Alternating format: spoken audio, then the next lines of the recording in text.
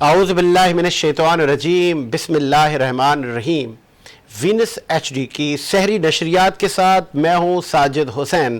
Special نشریات آپ یہ روز سحر میں دیکھتے ہیں، جو کہ ہماری کوشش ہوتی ہے کہ اذان فجر سے پہلے یا اذان فجر تک آپ کو ہم بتا سکیں کہ کیا کیا سحری کے احکامات ہیں، کیا کیا نبی کریم صلی اللہ علیہ وآلہ وسلم نے فرمایا ہے۔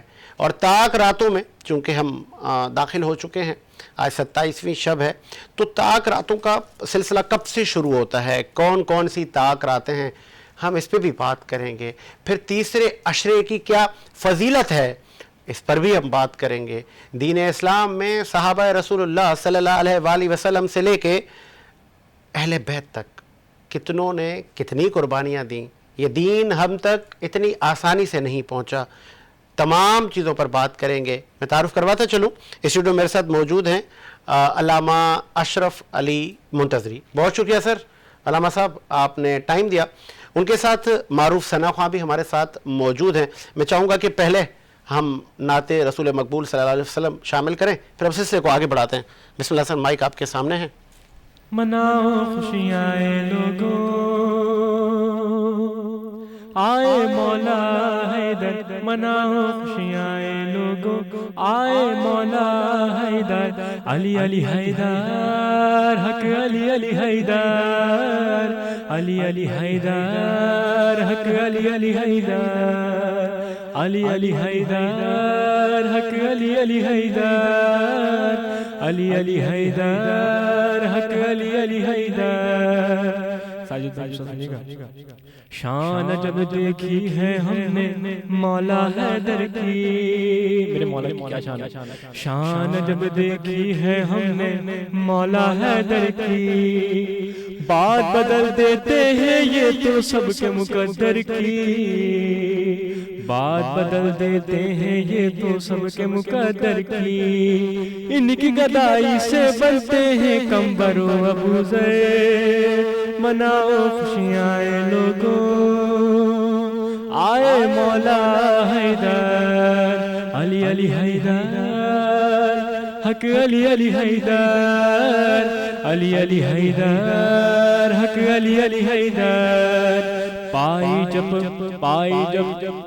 جب معراج نبی نے منظر یہ دیکھا، کیا منظر تھا، پائی جب معراج نبی نے منظر یہ دیکھا، تھے وہ حیران خدا سے میں تو آیا تھا، تھے وہ حیران خدا سے میں تو آیا تھا، بول محمد حاج نکلا پردے سے باہر۔ مناؤ خوشیاں لوگوں، آئے مولا حیدر، مناؤ خوشیاں لوگوں،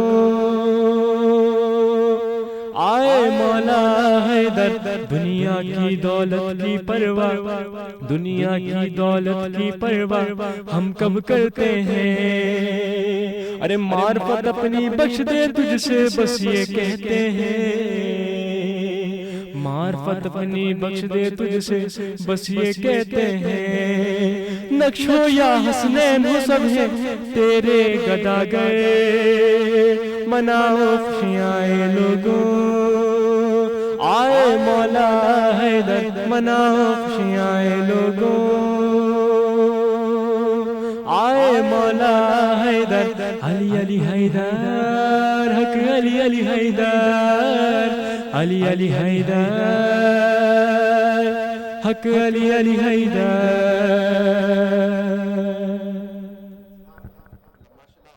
سلسلہ یہ چلتا رہے گا۔ ہم نبی کریم صلی اللہ علیہ وآلہ وسلم کی شان پر بھی بات کریں گے، شان اہل بیت پر بھی بات کریں گے۔ مولانا طاق راتوں کا سلسلہ چل رہا ہے۔ ہم نے اکثر سنا ہے کہ 21 رمضان المبارک، 23 رمضان المبارک، 25، 27، 29، کیا یہ سب طاق راتیں ہیں یا کہ انہی تمام ایام میں سے کوئی ایک ایسی رات ہے؟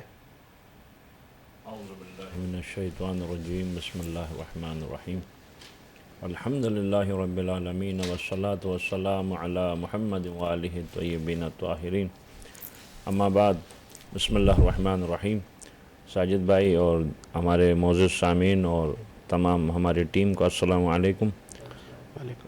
हज़रत इमाम जाफ़र सादिक़ अलैहिस्सलाम इरशाद फरमाते हैं कि मसलन अपने ज़ाहिर इमाम जाफ़र सादिक़ अलैहिस्सलाम जब भी कोई हदीस इरशाद फरमा रहे वो अपने जद रसूल अल्लाह से या अपने बाबा अली मुर्तज़ा से या इमाम अहले बैत अलैहिमुस्सलाम की हदीस ही बयान फरमा रहे। बेशक। तो आखिर की ताक रातों का कहा गया, जैसे 19वीं शब, 21वीं शब, 23वीं शब, जैसे अभी जो है 27वीं शब। मकसद ये है कि ये पूरा जो है यानी जो पीरियड है इसके अंदर ही जो है ना शब कदर है।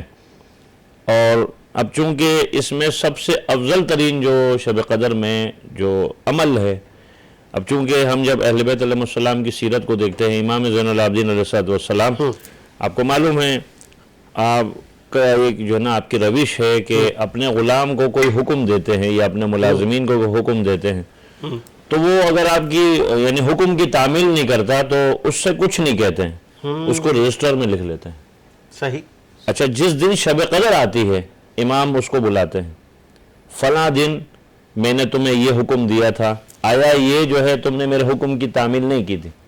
वो इकरार करता है, हाँ मौला आपने मेरे को हुक्म दिया था, मैंने तामील नहीं की थी। फरमाते हैं आज शब कदर है, मैं तुझे अल्लाह के लिए माफ़ कर रहा हूँ, सुभान अल्लाह, और तू अल्लाह से के अली इब्न अल हुसैन को माफ़ कर। यानी मकसद क्या है, सबसे अफजल तरीन जो काम है, मसलन आज मैं शब कदर है तो मैं शब कदर की रात की हिसाब से मैं कहूँ परवरदिगार जिसने मेरे हक़ तलफ़ी की, जिसने मेरे पे जुल्म किया, जिसने मेरे हुकूक की पामाली की, जिसने मेरे को बुरा भला कहा, मैं इन सब को रज़ाए खुदा के लिए माफ़ करूँ। तो परवरदिगार जैसे मैं इनको माफ़ कर रहा हूँ ऐसे तू मुझे माफ़ कर। सुभान अल्लाह। यानी हर बंदा खुदा, देखिए ना एक बात है, हर इंसान को पता है कि उसकी कैपेसिटी क्या है। तो अल्लाह से राज व नियाज का सबसे बेहतरीन तरीका है कि अल्लाह तुम ज़मीन वालों पर रहम करो, आसमान वाला तुम पर रहम करेगा। तो मैं मसलन एक मिसाल है अपने जो है जिन्होंने मेरे हुकूक की पामाली की या मेरे साथ मसलन मेरी पीठ पीछे गीबत की किसी ने, मैं उसको भी माफ़ करूँ, हाँ दिल आज़ारी की, मेरा दिल दुखाया या मेरे हक़ तलफ़ी की, मैं सबको मैं माफ़ करूँ और मैं कहूँ परवरदिगार जैसे मैंने इनको माफ़ किया ऐसे तू मुझे माफ़ कर। दूसरी बात यह है कि ज़ाहिर है ये माह मुबारक, जैसे अभी आपने कहा कि हम जो है ना आखिरी अशरे में हम दाखिल हो चुके हैं, ज़ाहिर मग़फ़िरत का है, हर मुसलमान की ये तमन्ना है, हर मुसलमान की ये आरज़ू है, हर मोमिन की ये जो जुस्तजू है कि हमें खुदा से करीब हो जाऊँ। 5 वक़्त जब बंदा खुदा नमाज के लिए अपने हाथ मसलन एक मिसाल तकबीर के लिए बुलंद करता है तो एक जुमला कहता है क़ुर्बतन इलल्लाह, सुभान अल्लाह, अल्लाह से करीब होने के लिए। कभी भी किसी मुसलमान को ये आवाज़ नहीं आई आसमान से कि भाई मैंने तेरी नमाज कबूल कर ली। इन्ना सलाती व नुसुकी व महयाया व ममाती लिल्लाहि रब्बिल आलमीन ला शरीक लहू बिज़ालिका उमिरतु अव्वलल मुस्लिमीन, यानी मेरी नमाज, मेरा रोज़ा, ये मेरा हर अमल जो है खुदा के लिए। सुभान अल्लाह। तो जाहिर सी बात है आप जब कोई भी काम, मसलन एक मिसाल दे रहा हूँ, हर बंदा खुदा जो है, जैसे ये माह रमज़ानुल मुबारक जो है बेहतरीन यानी अपने कैरेक्टर को ठीक करने का, जैसे एक मिसाल मेंटली तौर से देखें और साइंसी तौर से देखें, हम अपने वजूद को देखें। आप जैसे साइंसी बुनियाद पे आज आपको आज 1400 साल के बाद मेडिकल साइंस बता रही है कि इंसान अगर भूखा रहेगा उसके फ़वाइद क्या हैं। ये तो इस्लाम ने आपको 1400 साल पहले बताया, उसकी जिस्मानी आपको फ़वाइद क्या है। मगर रूहानी तौर से आप देखें ना, एक चीज़ है कि इसमें आपने ग़ीबत भी नहीं करनी, इसमें आपने किसी को गाली भी नहीं देनी। अच्छा, आंखों का भी रोजा है, पूरा आज़ाद जवारे का रोजा है, तो आपका रोजा कामिल है, आपका रोजा जो है ना काबिल कबूल है। दूसरी बात यह है कि बाज मसलन एक मिसाल है, कोई बंदा चाहता है कि जैसे एक मिसाल है हदीस हम पढ़ते थे बचपन में, मसलन बच्चों को ये हदीस जो ना मसलन बुजुर्गान सिखाते थे कि पैगम्बर सल्लल्लाहु अलैहि वसल्लम की हदीस है कि जो बंदा खुदा 40 दिन तक अपने आप को गुनाहों से बचाए, अपने आप को गीबत से बचाए, अपने आप को बुराइयों से दूर रखे, परवरदिगार आलम उसके वजूद में हिकमत के चश्मे जारी कर देगा। देखिए हम अपनी अपनी कैपेसिटी में मुसलमान हैं, हम मसलन एक मिसाल है, देखिए इस्लाम में सबसे ज़्यादा जो है ना इन्नल्लाह यानी अल्लाह का शरीक लाना ये सख्त तरीन गुनाह है। शरीक, अल्लाह का शरीक नहीं लाएं। जैसे एक मिसाल है, हमारे बरादरान हैं ये जो नसारा ईसाई हजरात जो है ये इस हैं, हालांकि वो अहले किताब है, मगर किस बिना पर वो अल्लाह का शरीक लाते हैं, हज़रत ईसा शरीक करते हैं, माज़अल्लाह, नाउज़ुबिल्लाह। तो वो नाउज़ुबिल्लाह इस वजह से जो है जाहिर सी बात है वो है अहले किताब, मगर वो जाहिर सी बात है उस कैटेगरी में फिर नहीं आए। ठीक है। दूसरी बात ये कि अल्लाह तमाम गुनाह माफ कर सकता है मगर शिर्क माफ नहीं करेगा। शिर्क, देखिए वसीला एक अलग मसला है, तवस्सुल वसीला एक अलग मसला है, मगर शिर्क लाना جیسے منزل الذی یشفع عندہ الا باذنہ، آپ آیت الکرسی میں پڑھتے ہیں نا کہ کوئی بھی شفاعت نہیں کر سکتا اس کی اذن کے بغیر.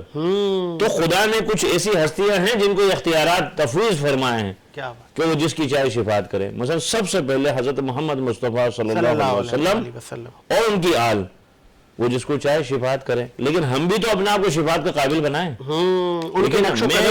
میں شفاعت کے حسرے پہ مستند ترین احادیث ہے، تم شفاعت کی آرزو میں ایسا نہیں ہونا تم عمل ہی نہیں کرنا. بہت سے صاحبان کو غلط فہمی ہے کہ اہل بیت ہمیں بخش دیں گے، رسول اللہ ہمیں بخش دیں گے، ہم تو امتی ہیں رسول کے. بھائی رسول کے امتی ہو مگر رسول کا تو کردار کیسا تھا؟ انک لعلی خلق عظیم، آپ خلق عظیم کے درجے پہ فائز تھے. آپ پوری انسانیت کو یعنی مثلا رہنمائی کے لیے تشریف لائیں. پروردگار عالم نے آپ کو رحمت للعالمین بنا کے بھیجا. آیا تمہارا خود کا کریکٹر کیا ہے؟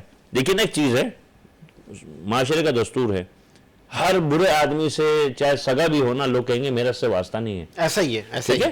لیکن کوئی بندہ اچھا ہے بھلے وہ سگا نہیں ہے تو لوگ کہیں گے میرا بھی اس سے سلام دعا ہے. میری دنیا کے دستور ہے یہ تو پروردگار عالم کی بارگاہ جو ہے وہ دروازہ رحمت ہے. خدا کا جو دروازہ ہے رحمت ہے. مثلا ایک مثال ہے، حضرت علی علیہ السلام کا ایک فرمان ہے، آپ فرما رہے ہیں کہ بار بار کھٹکھٹاؤ دروازہ، کبھی نہ کبھی تو کھلے گا. ہم دروازہ کھٹکھٹاتے ہیں. مسئلہ یہ ہے دیکھیے خدا کے بارے میں جو گمان کرو گے خدا تمہارے ساتھ وہی کرے گا. ہماری سب سے بڑی مینٹلٹی کیا ہے؟ مثلا ایک مثال ہے، ایک بندہ کہتا ہے میں تو اتنی دعائیں مانگ رہا ہوں میری اللہ سنتا ہی نہیں ہے. بھائی تمہیں اللہ پہ یقین نہیں ہے وہ تمہاری کیسے سنے گا؟ من حبل الورید کہا، تمہارے شہرک سے زیادہ قریب ہوں میں. ادعونی استجیب لکم، یہ پروردگار کو پسند ہے کہ اس کا بندہ اس سے مانگے. کیا بات ہے. مسئلہ یہ ہے ہمیں اللہ پہ جو جیسا اللہ کے بارے میں آپ گمان رکھو گے خدا کے بارے میں خدا کے ساتھ ویسا کرے گا. مثلا میں دعا کے لیے ہاتھ بلند کروں، آپ یا کوئی بھی بندہ خدا دعا کے لیے ہاتھ بلند کرے، اور یقیناً دعا کرنے کے بعد ہم چہرے پہ ہاتھ پھیرتے ہیں. نہ یہ مکروہ ہے، نہ یہ حرام ہے، نہ یہ باطل ہے، نہ یہ گناہ ہے، یہ اطمینان ہے. سمجھ رہے ہیں اطمینان کیا ہے؟ دیکھیے ایک چیز ہے کہ یقین کو شک نہیں توڑتا، شک یقین کو نہیں توڑ سکتا. ٹھیک ہے. اب مسئلہ یہ ہے کہ آپ نے دعا کی، آپ یقین رکھتے ہو، گمان رکھتے ہو اللہ کے بارے میں جیسا آپ گمان رکھو گے. اسی لیے مولا علی فرما رہے ہیں نا کہ من عرف نفسہ فقط عرف ربہ، یعنی جس نے اپنے نفس کو پہچانا اس نے اپنے خدا کو پہچانا. سبحان اللہ. مسئلہ یہ ہے کہ ہمیں خدا پہ یقین ہی نہیں ہے. ہم دعا یا میں نے اتنی دعائیں میں کرتا ہوں اللہ میرے سنتا ہی نہیں. اللہ پہ یقین تو رکھو. بھئی ایک مثال دے رہا ہوں، ایک بندہ خدا دعا کر رہا ہے، دعا کرنے کے اچھا دعا کا بھی سلیقہ اہل بیت نے بتایا.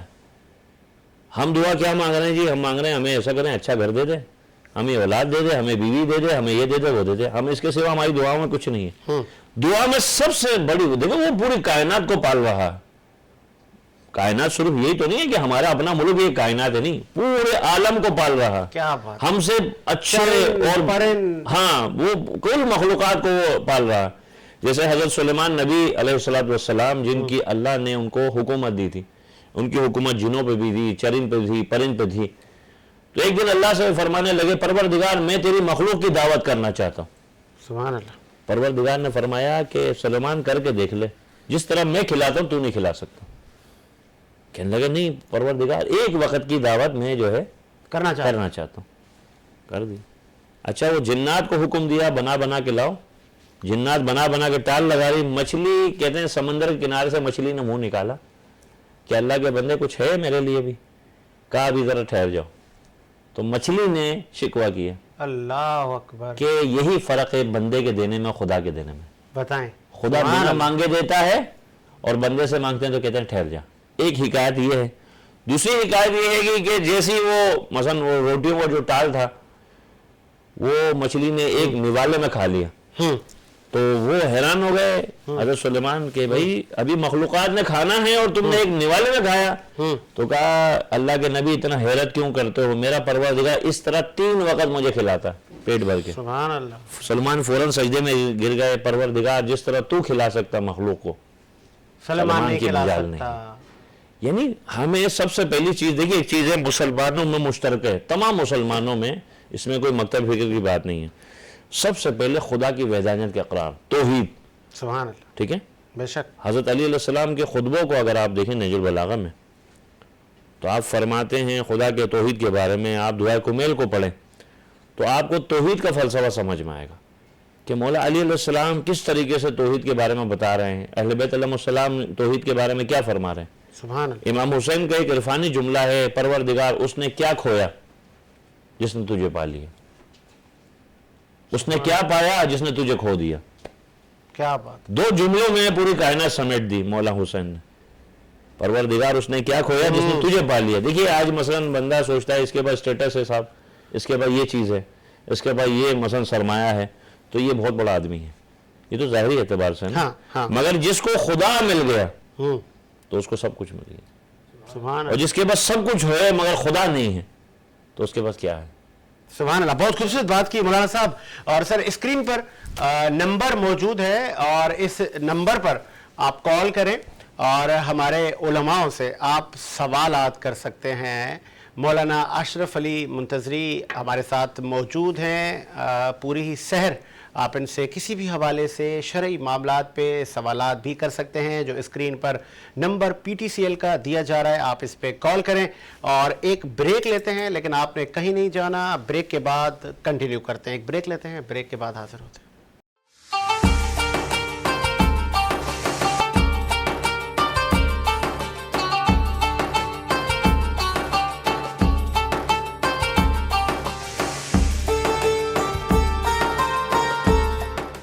بریک کے بعد خوش آمدید، اسپیشل سحری نشریات آپ دیکھ رہے ہیں اور اسکرین پر نمبر بھی ہم نے آپ کی سہولت کے لیے دیا ہے، آپ اس پہ کال کریں۔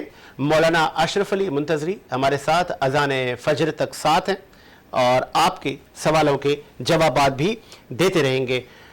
آخری عشرہ مغفرت کا عشرہ ہے، طاق راتیں ہیں اور طاق راتوں میں ہم نے اللہ پاک سے مغفرت کروانی ہے، روٹوں کو منانا ہے، پھر آگے عیدیں ہیں، پھر ہم نے میٹھی عید کے مزے بھی لینے ہیں، لیکن اب مغفرت، تو مغفرت پہ ہم بات کر رہے ہیں۔ اشرف علی منتظری صاحب، کیسے رب سے مغفرت کریں، کیسے آنسو بہائیں، کیسے اس طاق رات کو ڈھونڈیں؟ بڑا اہم سوال ہی ہے۔ اکثر ہمارے لوگ تہجد میں شروع ہو جاتا، تہجد پڑھتے ہیں، کہتے ہیں 27ویں شب ہے، لیلۃ القدر ہے۔ میں چاہوں گا اس پہ روشنی فرمائیں کہ نبی کریم صلی اللہ علیہ وآلہ وسلم نے کیا ارشادات فرمائے ہیں۔ دیکھیے قرآن میں اللہ نے فرمایا کہ هل يستوي الذين يعلمون والذين لا يعلمون، کہ عالم کا سونا اور جاہل کا جاگنا برابر نہیں ہے۔ سبحان اللہ۔ جو یقین سے آپ جو ہے سوئیں گے نا، وہ جہالت میں رات بھر جاگنے سے بہتر ہے۔ ایک چیز، اب چونکہ یہ آخری عشرہ ہے اور مغفرت کی میں نے ابھی آپ کے سامنے عرض کیا کہ پروردگار عالم کا دسترخوان کھلا ہوا ہے۔ سبحان اللہ۔ یہ تو آپ کا ظرف ہے کہ اس دسترخوان سے آپ کتنا فیضیاب ہوتے ہیں۔ اور یہ ماہ رمضان المبارک وہ ایام ہیں، اس میں بلا شبہ پروردگار عالم نہ جانے کتنے لاکھوں کروڑوں لوگوں کو بخش دے گا۔ سبحان اللہ۔ میں یہاں پہ سوری فار انٹرپٹ، بہت ساری مدارس اور مساجد لوگ تعمیر کرواتے ہیں اور پھر ہر جگہ پہ چندہ کہ اللہ کا گھر ہے، اس کی تعمیرات میں سلسلہ ہے، لیٹ سپوز پنکھے لگوانے ہیں اور بھی بہت ساری چیزیں، سریا ہے، سیمنٹ ہے۔ آپ بھی ایک مسجد تعمیر کروا رہے ہیں؟ جی، میں خود مسجد امام بارگاہ حضرت فاطمہ زہرا سلام اللہ علیہا زیر تعمیر ہے، ٹھیک ہے، میں کروا رہا ہوں سرجانی ٹاؤن میں، تو لہٰذا اس میں ہم بھی جو ہے ظاہر سی بات ہے، فی الحال ہم نے باؤنڈری وال کرایا ہے، ہم بھی کہہ رہے ہیں کہ کوئی بندہ خدا اس میں ہمارے ساتھ تعاون کرے۔ دیکھیے ایک چیز ہے کہ پروردگار عالم کے نام پہ جو آپ جگہ بنا رہے ہیں، جب تک یہ ایک اینٹ بھی آپ لگاؤ گے نا، جب تک یہ اینٹ لگے۔ ایک کال لے لیتے ہیں سر۔ السلام علیکم جی حضرت، نام بتائیے گا، آپ لاہور سے بات کر رہے ہیں، نام بتائیے گا۔ اظہر شیرازی۔ اظہر شیرازی، کوئی سوال ہے آپ کا؟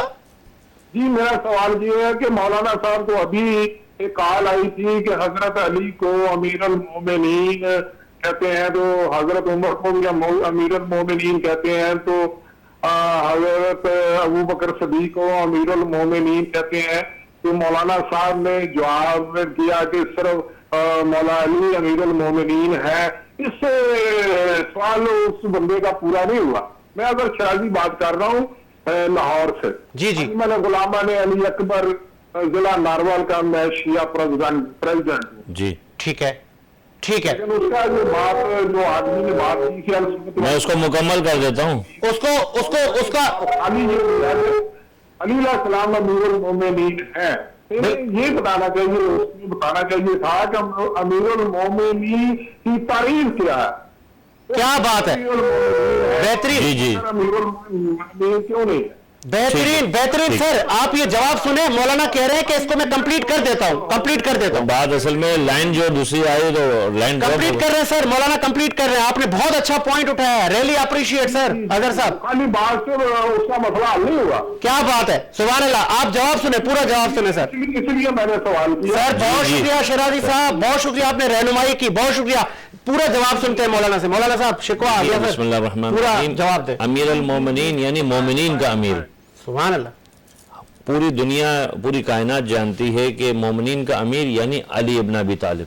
सुभान अल्लाह। ठीक है, हम मकतब अहले बैत के पैरोकार अपने आप को जो है अमीर अल मोमिनीन का शिया कहते हैं, अमीर अल मोमिनीन का पैरोकार कहते हैं। शिया अहले बैत के फॉलो करने वाले, अहले बैत के पीछे चलने वाले। तो लिहाजा ये मुख्तस है सिर्फ ज़ात अमीर अल मोमिनीन से। अच्छा, ये अमीर अल मोमिनीन आप इमाम हसन को नहीं कह सकते।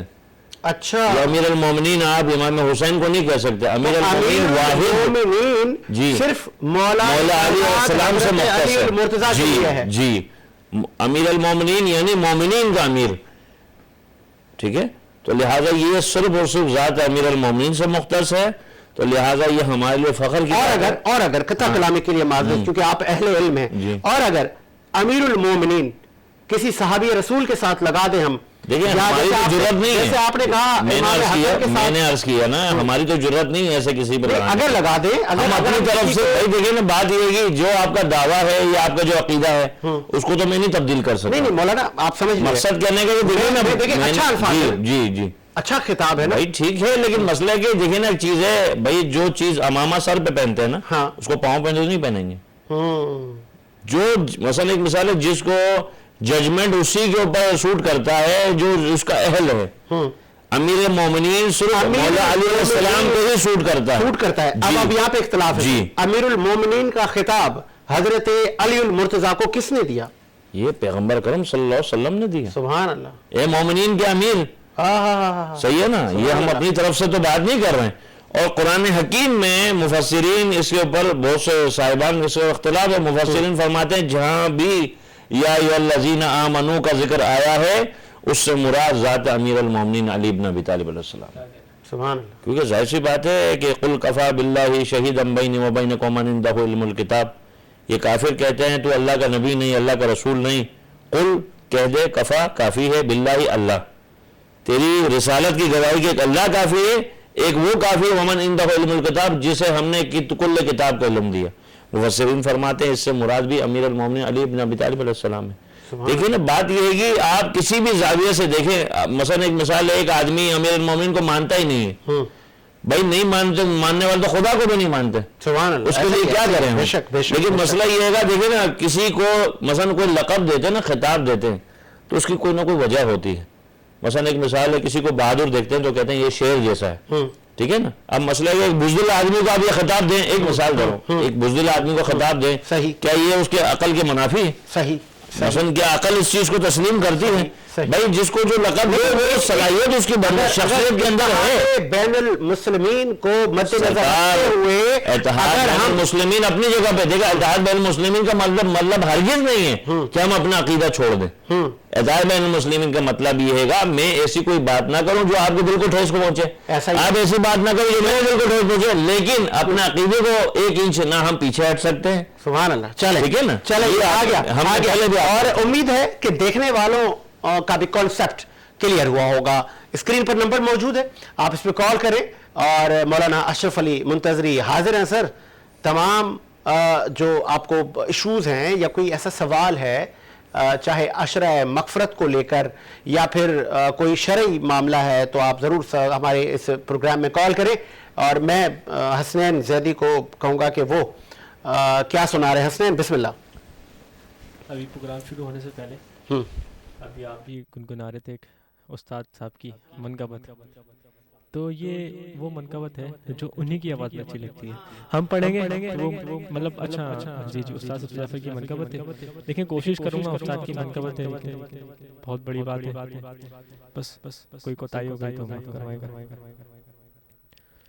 جب خدا کو پکارا علی آ گئے, جب علی آ گئے زندگی آ گئی, زندگی بندگی روشنی آ گئی, روشنی آ گئی آ گئی آ گئی. اور مصرع غسل میت نہ کہنا میرے غسل کو, اجلے ملبوس کو مت کفن نام دو. غسل میت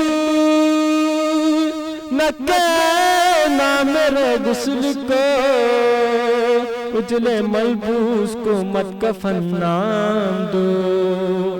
میں چلا ہوں علی سے ملاقات کو, جس کس کی آرزو وہ گھڑی آ گئی. غسل میت نہ کہنا میرے غسل کو, اجلے ملبوس کو مت کفن نام دو. میں چلا ہوں علی سے ملاقات کو, جس کی تھی آرزو وہ گھڑی آ گئی. شعر بطور خاص. موت ان کے محبوں کو آتی نہیں, آ بھی جائے تو پھر بچ کے جاتی نہیں. موت ان کے محبوں کو آتی نہیں, آ بھی جائے تو پھر بچ کے جاتی نہیں. موت کا کیا خطر, موت سے کیا حذر, اس سے بچنا بھی کیا آگہی آ گئی. جب خدا کو پکارا علی آ گئے, جب علی آ گئے زندگی آ گئی. وسیع علی ہی رہا, منزلت میں تیری کیا کمی آ گئی. کیا بات ہے جی, بہت بہت خوب. ماشاءاللہ آگے بڑھاتے ہیں سلسلے کو. اب ذرا میں چاہوں گا مولانا, حقوق العباد کے لیے بھی بڑے ارشادات ہیں, اور اللہ پاک کہتے ہیں کہ میں اللہ ہوں, میں اپنی نمازیں بخش دوں, لیکن میں واضح کہہ دیتا ہوں کہ حقوق العباد معاف نہیں ہیں. تو اللہ نے اسٹریٹ بول دیا کہ بھائی یہاں معاف نہیں. دیکھیے ایک کال لے لیتے ہیں, ایک کال غالباً لینڈ ہوئی ہے. السلام علیکم. السلام علیکم. وعلیکم السلام. جی بی بی کہاں سے آپ بات کر رہی ہیں, نام بتائیے گا. قبلہ میں سر میں اخواڑہ سے بات کر رہی ہوں. جی جی جی, آپ کا کوئی سوال ہے نصرت؟ کہ میں علامہ صاحب سے یہ درخواست, میں علامہ صاحب سے یہ پوچھنا چاہتی ہوں کہ قبلہ مولا کے جو فضائل ہیں یقیناً ان پہ تو کوئی کمپرومائز نہیں ہے. سبحان اللہ. وہ تو انسان جو ہے وہ بیان کر نہیں سکتا, یہ وہ فضائل ہیں جو فرشتے بھی بیان نہیں کرتے. سبحان اللہ, ایسا ہی ہے. پوچھنا چاہتی ہوں کہ ایک مومن اپنے مولا کو قیامت کے دن کس لہجے میں اور کس حالت میں ملاقات ہوگی ایک مومن کی اپنے مولا سیدنا مولا کائنات علی ابن ابی طالب علیہ السلام سے. کیونکہ میں قبلہ سے یہ سوال کرنا چاہتی ہوں کہ آپ ذرا اس پر روشنی ڈالیں. بہت اچھا سوال آپ نے پوچھا. محترمہ نام بتائیے گا اور اپنے شہر کا نام دوبارہ بتائیں. آپ اپنے مولا سے کس طرح گفتگو کریں آ گیا, کس حالت میں ملیں گے. آپ کا سوال آ گیا. آپ کس شہر سے بات کر رہی ہیں؟ قبلہ میں اوکاڑا سے بات کر رہی ہوں. اوکاڑا سے بات کر رہی ہوں. اوکاڑا, جی ٹھیک ہے. بہت شکریہ آپ کا, آپ نے جو بہترین سوال کیا ہے. میں مولانا اشرف علی منتظری آپ کو جواب دیتے ہیں. بہت شکریہ آپ کا, آپ نے ہماری نشریات پہ کال کی. بسم اللہ الرحمن الرحیم. مولا علی علیہ السلام خود فرماتے ہیں کہ جب انسان کی زندگی کا اختتام ہے یعنی جان کنی کے عالم میں، مومن بھی مجھے دیکھے گا اور منافق بھی مجھے دیکھے گا. اللہ اکبر، سبحان اللہ. اور مومن جو مجھے دیکھے گا مسرور ہوگا، اور جو منافق دیکھے گا ظاہر مغموم ہوگا. اور دوسری بات یہ ہے کہ دیکھیے نا، ایک چیز ہے کہ جب آپ مولا سے ملاقات کے خواہشمند ہیں تو ہمیں اور آپ کو چاہیے ہم اپنے کیریکٹر کو اس مولا کے فرامین کے مطابق ڈھالیں کہ جو متقاضی محبت علی یا محبت اہل بیت کا. مثلا میں اپنے آپ کو کہہ رہا ہوں کہ اپنی شخصیت کو ان کی سیرت اور پیروی کے مطابق ڈالنے کی ضرورت ہے. دیکھیے نا، بات یہ ہے کہ علی کو وہی مومن پسند ہے کہ جو علی کی سیرت پہ چلتا ہو. سبحان اللہ. مسئلہ یہ ہے آپ اگر پوری سوسائٹی کے اندر ایک اکیلے علی والے رہتے ہیں اور دوسرے لوگ رہتے ہیں تو وہ 1000 آدمی انگلی آپ کے اوپر نہ اٹھائے. کیونکہ ظاہر سی بات ہے کہ مثلا ایک مثال ہے، آپ کے کردار کو دیکھ کے لوگ کہیں یار جب یہ علی کا ماننے والا ایسا ہے تو مولا علی کیسے ہوں گے.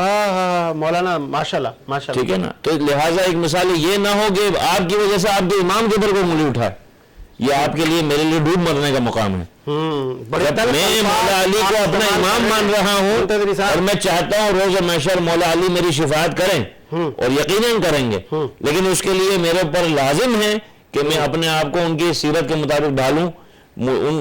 جس طرح مولا جو ہے سب کے لیے سب کے حقوق کا خیال رکھ رہے ہیں.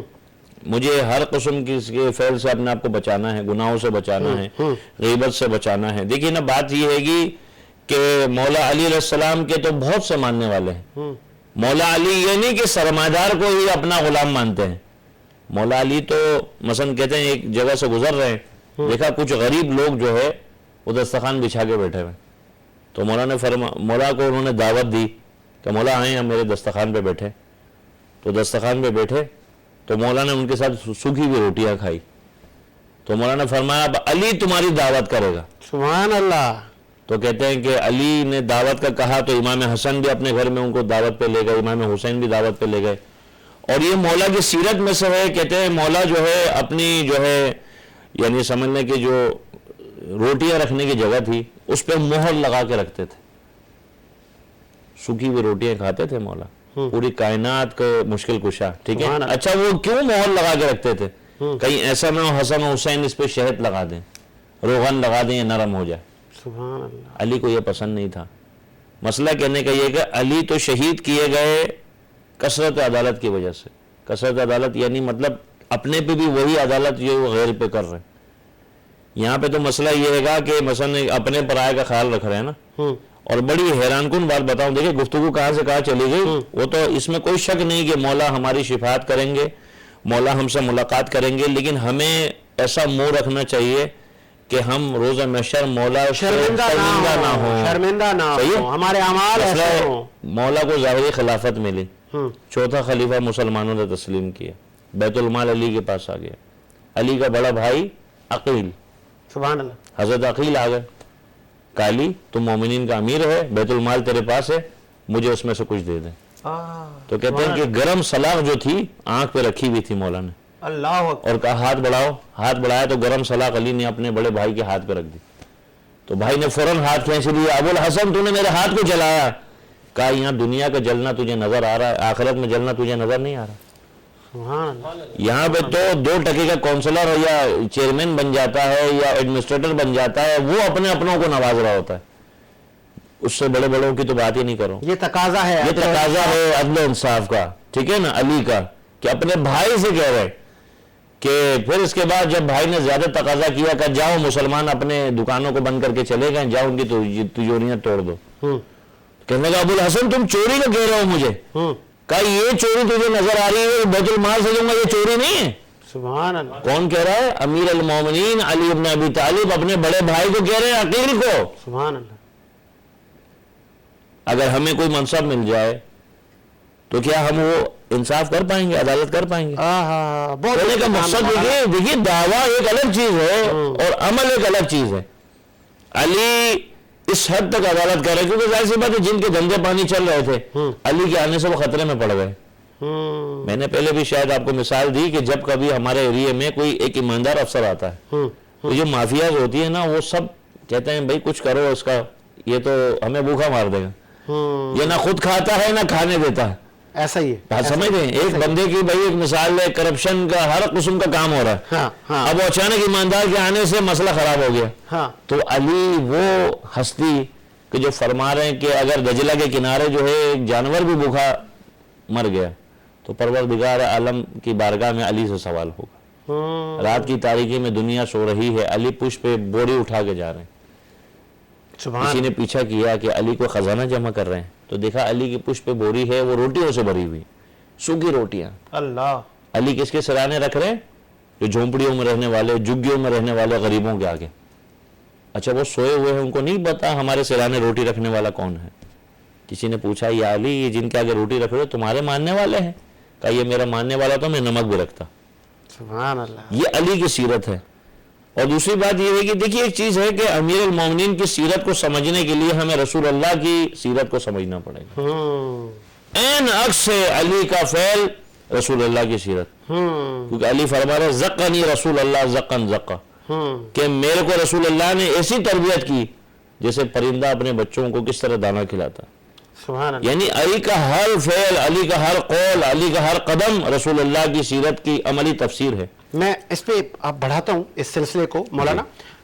تعمیرات خدا کا گھر، مسجد تعمیر ہو رہی ہیں. میں بھی آپ کی خدمت میں عرض کر رہا تھا کہ آپ بھی ایک مسجد تعمیر کروا رہے ہیں. تو لوگ بڑھ چڑھ کر خدا کا گھر تعمیر کرواتے ہیں، ایسے ہی ہے. آپ کتنا بڑا گھر تعمیر کروا رہے ہیں خدا کا، اور کتنے لوگ آپ کی مدد کر رہے ہیں؟ دیکھیں خدا اگر مجھے دست قدرت دے تو میں تو خیر پوری دنیا میں بناؤں.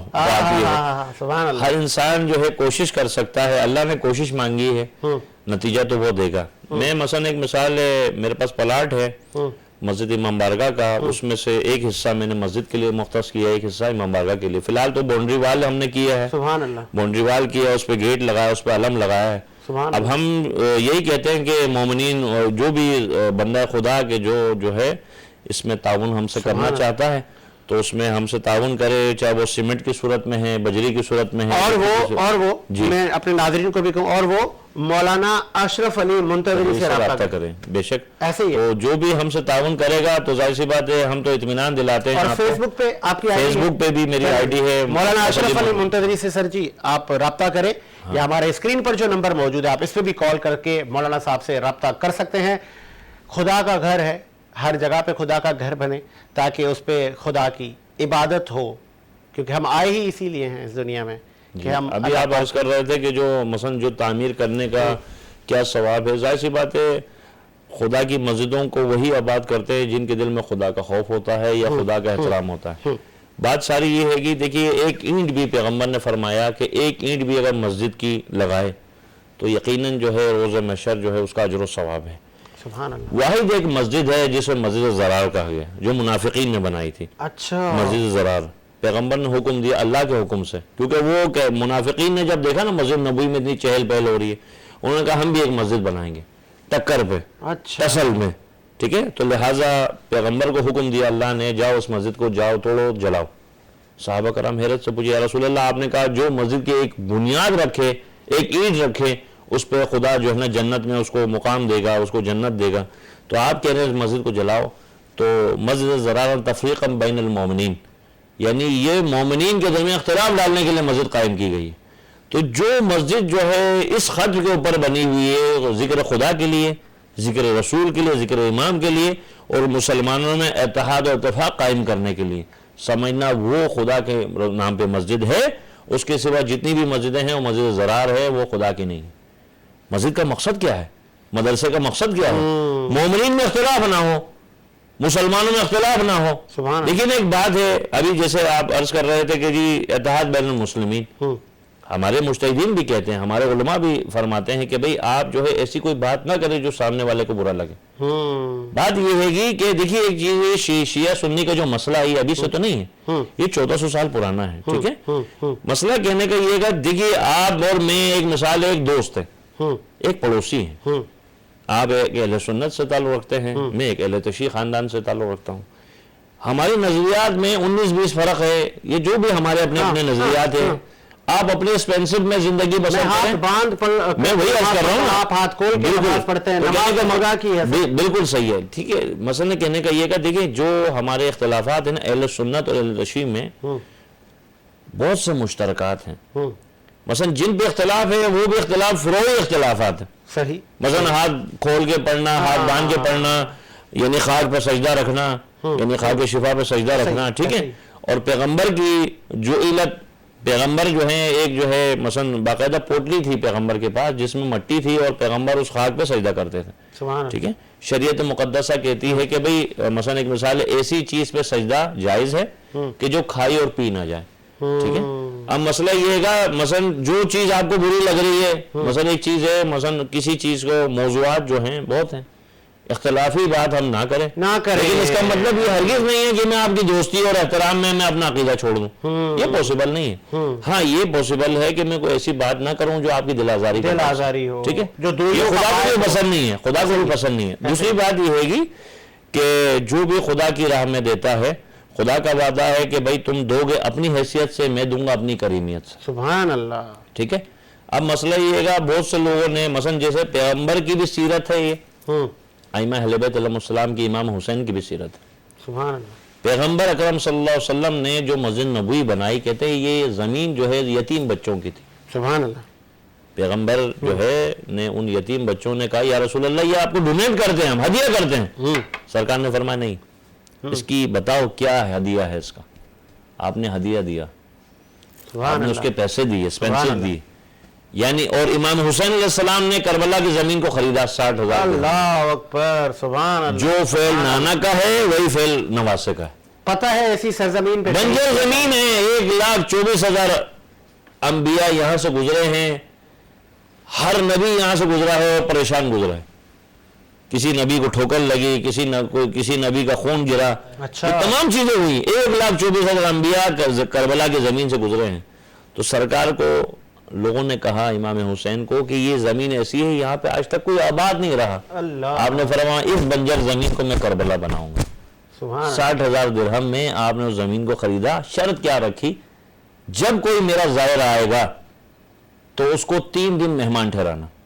3 دن مہمان ٹھہرانا, اس کو پانی پلانا, اس کو کھانا کھلانا, اور اس سے کہنا جب تو ٹھنڈا پانی پینا تو مجھے غریب کی پیاس کو یاد کرنا. سبحان. یہ روایت آج بھی قائم ہے, اور عراق والے کرتے ہیں آج بھی. آج بھی اربعین کے موقع پہ وہ کرتے ہیں, عرفہ کے موقع پہ کرتے ہیں. یعنی وہ 3 دن جو ہے زائرین کو مہمان ٹھہرانے کا سلسلہ. اب آپ نے اربعین کی بات کی تو ایک سوال ہے مولانا, جی. آپ نے بڑا کیٹیگوریکلی اس کا جواب دینا ہے.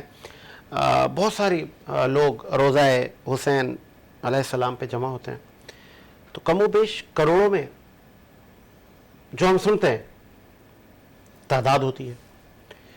تو ان کو کھلاتا کون ہے, ان کی اکوموڈیشن, رہائش, کیا اتنا انتظام ہے؟ کیونکہ میں آج تک نہیں گیا, اور اگر خدا کرے آپ جائیں اور آپ جا کے دیکھیں.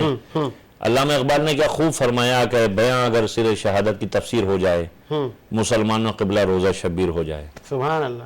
آپ مثلا کیونکہ خود ایک میڈیا انڈسٹری سے وابستہ ہے, آپ کو معلوم ہے کہ ہر سال مسلمان پوری دنیا سے حج پہ جا رہے ہیں. سبحان اللہ. کتنے جا رہے ہیں مسلمان؟ 25 لاکھ, 30 لاکھ, 50 لاکھ. اس سے زیادہ تعداد نہیں ہے. ایسا ہی ہے. اس میں بھی کیا ہوتا ہے جی, ہر سال سنتے ہیں جی 200 آدمی دب کے مر گئے, 100 آدمی جل کے مر گئے, 50 آدمی زخمی ہو گئے, ایسے سنتے ہیں. اب اگر کربلا کی زمین کو آپ دیکھیں نا, عام مہینوں میں اگر آپ جائیں 10,000 آدمی کربلا کی زمین میں آ جائے, ایسا لگے گا کربلا فل ہو گئی. ایسا ہی ہے. میں نے سوال جب بھی پوچھا, میں وہی عرض کر رہا ہوں, میں آپ کے سوال کا جواب ہی دے رہا ہوں سرکار, سنیں. لیکن کربلا کی زمین ایسی ہے کہ خدا توفیق دے, کیونکہ میں خود کاروان لے کے جاتا ہوں زیارت کے. سر پھر آپ نے ہمیں بھی لے کے جانا ہے انشاءاللہ, اگر ہماری حاضری ہے تو یقین. تو لہذا اگر آپ اربعین یا عاشورہ پہ جب جائیں گے تو ہوٹل کی چھت پہ کھڑے ہو کر آپ زیارت پڑھو گے. یعنی اتنا رش ہوتا ہے کہ, اور ہم نے جب 2014 میں ہم حرم حضرت عباس علمدار کے حرم کی طرف سے دعوت پہ تھے, کراچی سے ڈیلیگیشن گیا تھا, اس میں سے ایک بندہ ناچیز بھی تھا. تو حرم حضرت عباس علمدار کی طرف سے ہم دعوت پہ تھے. تو حضرت عباس علمدار کے متولی سے میں نے سوال کیا کہ یہ جو بین الحرمین ہے, ایک طرف امام حسین کا روزہ ہے، ایک طرف حضرت عباس علمدار کا روزہ ہے، ان دونوں کے درمیان بین الحرمین کہتے ہیں. تو یہ اس پوزیشن میں کتنے افراد آ جاتے ہیں؟ آپ کہنے لگے 10 لاکھ آدمی. میں نے کہا یہ تو ہمارے نیشنل پارک سے بھی چھوٹا ہے، 10 لاکھ آدمی اس میں کیسے آتا؟ سبحان اللہ. تو مسکرا کے فرمانے لگے کہ آپ کو کربلا کی زمین کی خصوصیت کا نہیں پتا، یہ زمین پھیلتی ہے. اچھا، یہ زمین پھیلتی ہے. جہاں 100 آدمی نہ آنا وہ 1000 آدمی آتا ہے، جہاں 1000 آدمی نہ آنا وہ 10,000 آدمی آتا ہے. تو یہاں 10 لاکھ آدمی صرف بین الحرمین میں جمع ہوتا ہے. پورے کربلا کی بات نہیں ہو رہی. مثلا عراقی مثلا کہتے ہیں کہ کروڑوں کی تعداد میں ہیں، کروڑوں کی تعداد میں. اگر اتنے افراد جو ہے آپ کو معلوم ہے یہاں پہ ان کو میں عرض کر رہا ہوں نا، موقع لگتے ہیں باقاعدہ. حکومت دیتی ہے. دیکھیں نا، حکومت کی دسترس سے بھی باہر ہے. اچھا، باقاعدہ والنٹیئر جو ہے نا لائے جاتے ہیں، والنٹیئر آتے ہیں، وہ خدمت انجام دیتے ہیں. مثلا ہمارے پاکستان سے پوری دنیا سے لوگ جا رہے ہیں، کوئی میڈیکل کیمپ لگا رہا ہے. اچھا، دوسری بات یہ ہے کہ دیکھیے ایک چیز ہے، اتنے افراد اگر ایک جگہ جمع ہو جائیں نقص امن کا مسئلہ ہوتا ہے. وہاں ایک پتہ نہیں گرتا، لوگ اپنے گھروں کو چھوڑ کے چلے جاتے ہیں، تمنا کرتے ہیں ظاہر حسین آئے. سبحان اللہ. میں ایک گھر میں اتفاق ہے، میں نے دیکھا کہ ایک نیچے کرایہ دار ہے، اوپر مالک مکان ہے، اور وہ ظاہر کو حکم تھا بھائی، کہا گیا تھا بھائی اس ایریے میں جتنے بھی گھر ہیں کسی بھی گھر کی بیل بجائے وہ آپ کو مہمانی آپ کے لیے رکھیں گے. تو لہٰذا وہ ظاہر نے بیل بجائی تو مکان مالک بھی نکل کے آ گیا، کرایہ دار بھی نکل کے آ گیا. اچھا، مکان مالک کے بیٹے کا قتل کیا تھا کرایہ دار کے بیٹے نے. کورٹ میں مقدمہ چل رہا ہے، عراقی کورٹ میں مقدمہ چل رہا ہے. تو مکان مالک چاہ رہا میں اس کی مہمانی کروں، کرایہ دار چاہ رہا میں مہمانی کروں. تو لہٰذا اس نے بلایا، کہا بھائی اس کی مہمانی تو کرنے دے، اپنے بیٹے کا خون میں تجھے معاف کرتا ہوں. اللہ، سبحان اللہ. اگر مثلا بیٹی کی جہیز کا سامان بندے نے جمع کیا، 40 آ گیا، تو وہ امام حسین کے نام پہ وہ جہیز کا سامان رکھ دیا. اگر کسی ظاہر کو پیسے چاہیے تو پیسے لے جائے، کسی ظاہر کو اپنی بیٹی کے جہیز کے لیے سامان چاہیے وہ لے جائے. یعنی کسی نے کھانے بنا کے رکھے ہوئے ہیں، یعنی فیسٹیول نہیں ہے یہ، یعنی اظہار ہے کہ امام کی راہ میں امام کے نام پہ لوگ کتنا لگ. اور کسی کا بس نہیں چل رہا تو اس نے کیا کیا، وہ ایک چھوٹا سا جو ہے اس نے جو ہے واش بیسن لگایا ہوا ہے. اور مثلا میں نے ایسا بھی ہوا، ہم بیچ میں چونکہ ہمیشہ کرتے ہیں نجف سے کربلا، ویسے اگر گاڑی میں آپ جائیں تو زیادہ سے زیادہ 2 گھنٹے کا رستہ ہے، 2.5 گھنٹے کا رستہ ہے، 3 گھنٹے کا رستہ ہے گاڑی میں. اپنے مثلا ایک مثال ہے. لیکن اگر آپ پیدل جائیں گے تو کم سے کم کسی کو 2 دن لگ جاتے ہیں، کسی کو 3 دن لگ جاتے ہیں. صحیح. اچھا، وہ زمین جو ہے ایسی ہے کہ ہر جگہ روڈ آپ کو پلان نہیں ہے، کہیں پہ پتھریلی زمین ہے، اس پہ زائرین چل کے جاتے ہیں. میں خود پیدل گیا اور کئی مرتبہ، اور جو ہے ایسا ہوا میں تھک گیا. تو وہاں جگہ جگہ جو ہے نا انہوں نے موقف بنائے ہوئے ہیں، کہیں پہ چائے ہے، کہیں پہ شربت ہے، کہیں پہ جو ہے نا کھانا ہے، کہیں پہ استراحت کے لیے جگہ ہے، کہیں پہ نماز پڑھنے کی جگہ ہے. یہ تمام چیزیں ہیں. صحیح. اور کوئی زائر ایسا نہیں ہے کہ جو یہ کہے کہ میں امام حسین کے روزے کی جالی کو نہیں چوما. لیکن یہ امام حسین کے روزے کی تاریخ ہے. سبحان اللہ. ایسا بھی ایک دور تھا جب کہا جاتا تھا کہ امام حسین کے روزے کی زیارت پہ جانا چاہتے ہو 10 آدمی قتل ہو جاؤ، 100 آدمی زیارت پہ جاؤ. تو زیارت پہ جانے سے زیادہ لوگ قتل ہونے کو، اپنے آپ کو ذبح کروانے پہ ترجیح دیتے تھے. اللہ. تو کہنے والا کہتا تھا بھئی تو جا کے زیارت کیوں نہیں کر رہا؟ ہاں. حسین کے نام پہ ذبح کیوں نہیں ہونا چاہتا ہے؟ ہاں. وہ مسکرا کے کہتا تھا تو جا کے صرف روزے کی جالی چومے گا، جب میں ان کے نام پہ ذبح کیا جاؤں گا شرف ملاقات کروں گا. سبحان اللہ، سبحان اللہ. بہت خوبصورت بات کی مولانا صاحب. اور مجھے پروڈیوسر صاحب بریک کا کہہ رہے ہیں، اسکرین پر نمبر بھی موجود ہے سر، آپ اس پہ کال کریں اور ملک بھر سے کال کریں. مولانا اشرف علی منتظری آپ کے سوالوں کا جواب دیں گے. اور مجھے پروڈیوسر صاحب بریک کا کریں، لیکن آپ نے کہیں نہیں جانا. ایک بریک لیتے ہیں اور بریک کے بعد حاضر ہوتے ہیں.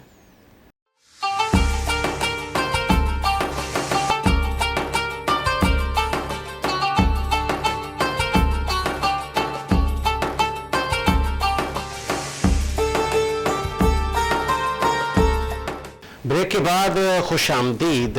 آپ اذان فجر تک لائیو آپ ہمیں دیکھتے ہیں روز سحر نشریات. اسکرین پر نمبر بھی ہم نے دیا ہے، آپ اس پہ کال کریں اور شرعی حوالے سے آپ سوالات کر سکتے ہیں. مغفرت کا عشرہ ہے، طاق راتوں کا عشرہ ہے، ذکر رحمت للعالمین چلتا رہے. حسنین بسم اللہ، کیا سنائیں گے؟ پھر ہم مولانا صاحب کے پاس جائیں. ابھی مولانا صاحب اس پروگرام میں ذکر ہو رہا تھا کربلا کے حوالے سے، تو میں نے سوچا کہ کربلا کے حوالے سے ایک کلام پیش کروں. یا حسین کربلا آپ ہیں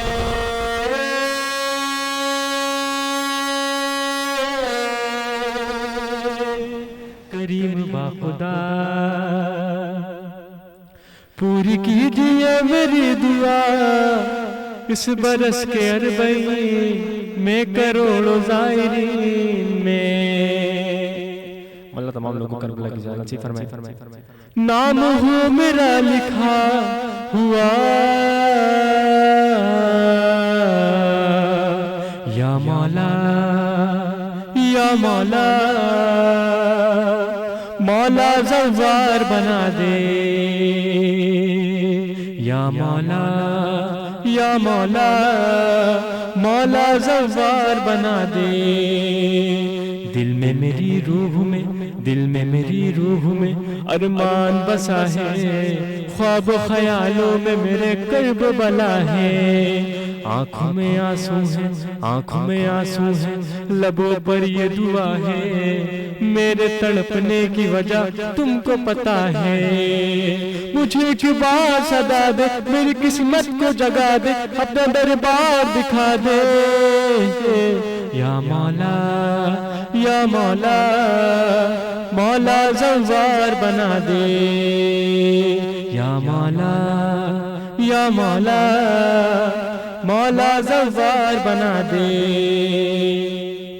بھولا نہیں بھولا نہیں بھولا نہیں آپ کے اکبر کی جوانی یاد ہے اصغر کی مجھے تشنہ دہانی بن گیا زوار تو منت ہے یہ مانی نام سکینہ پہ پلاؤں گا میں پانی مجھے کبار صدا دے میری قسمت کو جگا دے اپنا دربار دکھا دے یا مولا یا مولا مولا زوار بنا دے یا مولا یا مولا مولا زوار بنا دے آنکھیں میری کاش کے در عقیدے کا مصرع آنکھیں میری کاش کے در آپ کا دیکھیں ہاتھ میرے روزے کی جالی کو جو تھامے لب یہ میری آپ کی چوکھٹ کو جو چومے لوگ مجھے عاشق شبیر پکارے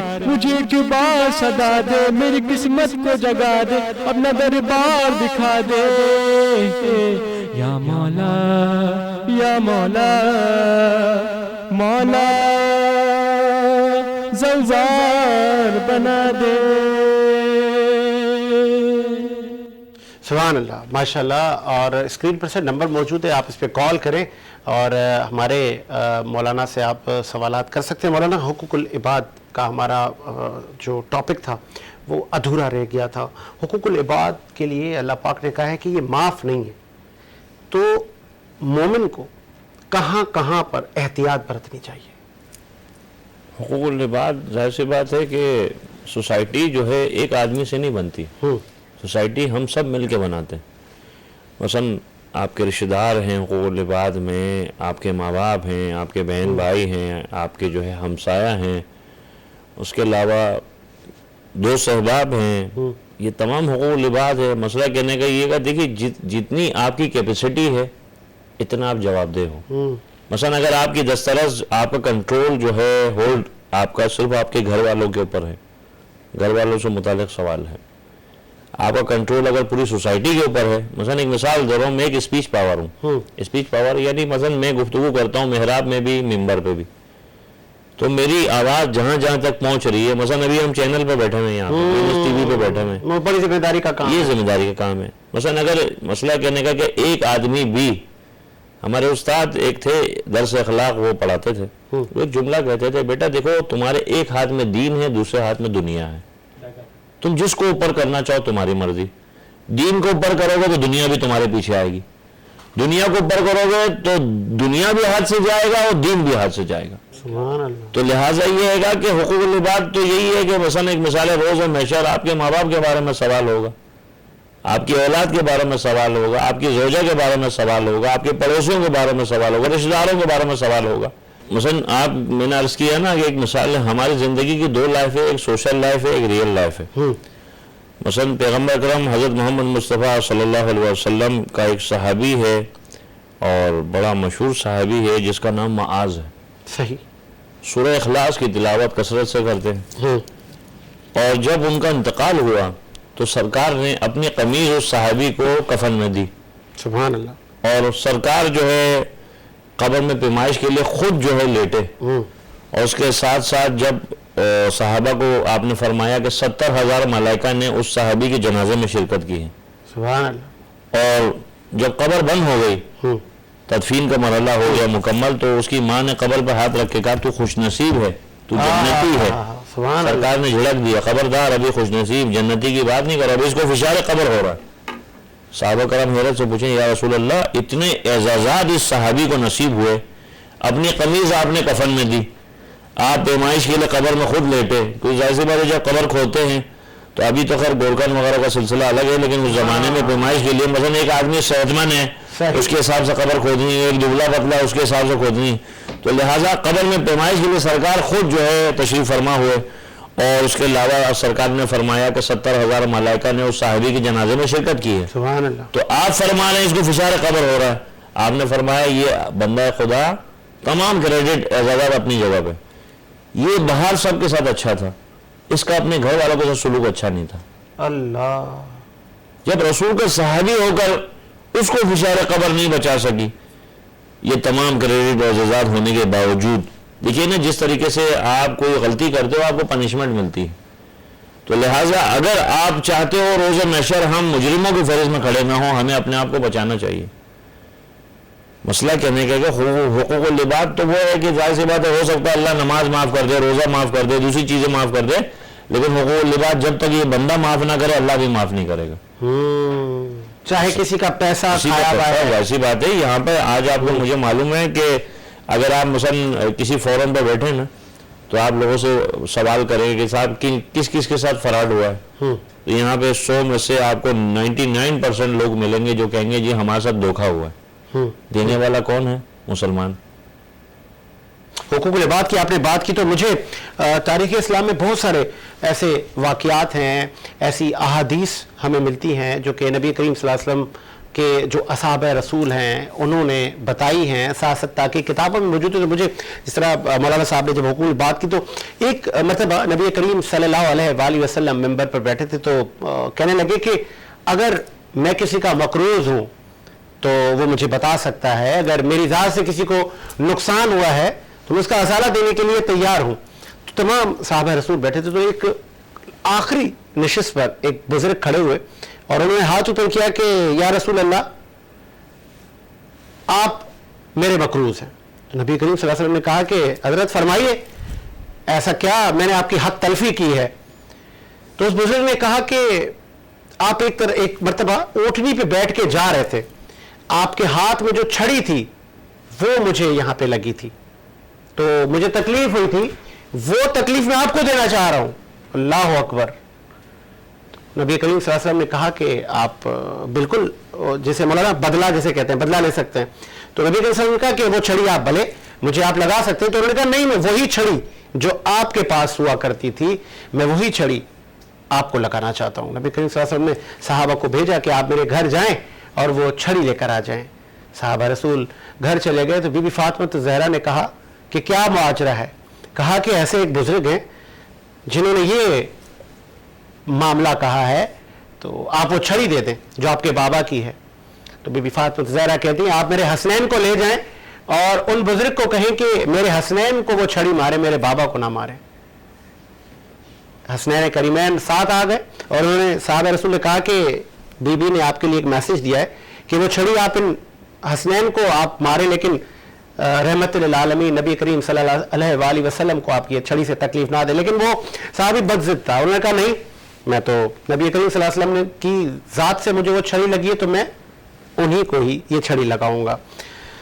چھڑی سر دے دی گئی. نبی کریم صلی اللہ علیہ وسلم نے کہا کہ چھڑی دے دے, ان کو اپنا شوق پورا کرنے دیں. اگر میری ذات سے ان کو تکلیف ہوئی ہے جانے انجانے میں, ان کو چھڑی لگی ہے اور ان کا یہ کلیم ہے کہ چھڑی آپ نے مجھے ماری ہے, تو آپ بھلے مجھے لگا سکتے ہیں.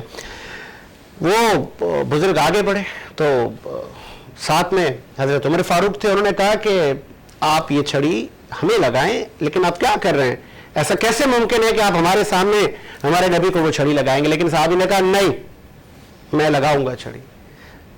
ساتھ میں حضرت ابو بکر موجود ہیں، حضرت ابو بکر نے بھی کہا کہ اے بزرگ شخص وہ چھڑی آپ مجھے لگائیں، ہمارے نبی کو نہ لگائیں۔ نبی کے وسلم نے کہا آپ ہٹ جائیں، آپ ان کو راستہ دیں، ان کو چھڑی لگانے دیں۔ تو مولا علی حضرت علی المرتضیٰ بھی آئے، انہوں نے بھی کہا کہ بزرگ آپ ایسا نہ کریں، آپ ہمیں چھڑی لگائیں۔ بزرگ نے کہا نہیں، میں حضرت محمد مصطفیٰ صلی اللہ علیہ وآلہ وسلم کو یہ چھڑی لگاؤں گا۔ تو نبی کے وسلم نے کہا کہ آپ سب لوگ دور ہو جائیں، ان کو اپنا شوق پورا کرنے دیں، میری ذات سے ان کو تکلیف ہوئی ہے تو لگائے۔ تو دنیا نے دیکھا کہ وہ بزرگ جب قریب آیا، صحابہ جتنے صحابہ موجود تھے وہ سب، ان سب کی آنکھوں میں آنسو تھے کہ یہ کیا ہم دیکھ رہے ہیں اپنی آنکھوں سے۔ تو اس بزرگ نے وہ چھڑی رکھی اور نبی کریم صلی اللہ علیہ وآلہ وسلم سے گلے لگ گئے اور کہا یا رسول اللہ میں یہاں تک نہیں آ پاتا تھا آپ کے پاس، مجھے معاف کیجئے گا، مجھے آپ کے گلے لگنا تھا، میں آپ کا عاشق ہوں۔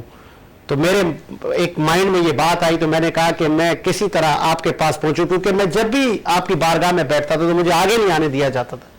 تو عشق رسول مولانا میں چاہوں گا بزم پیغمبر میں ایک صاحب جو ہے بیٹھے تھے، سرکار تشریف فرما ممبر پہ، تو ظاہر ہے اچانک سے ایک جو ہے نا معزز آدمی جو اپنے آپ کو، بہت سے لوگ ہوتے ہیں نا جو بڑے نفیس قسم کا لباس پہنا ہو، وہ اچانک بیٹھنے لگا تو اس نے دیکھا جس جگہ وہ بیٹھ رہا ہے برابر میں غریب آدمی بیٹھا ہوا ہے، اس کے پیون لگے ہوئے لباس ہیں، مزدور، تو اس نے غریب سا بندہ، اس نے اپنی انسلٹ سمجھی اس کے برابر میں بیٹھنا، وہاں سے بیٹھتا بیٹھتا وہ ایک دم اٹھ گیا اور دوسری جگہ جا کے بیٹھا۔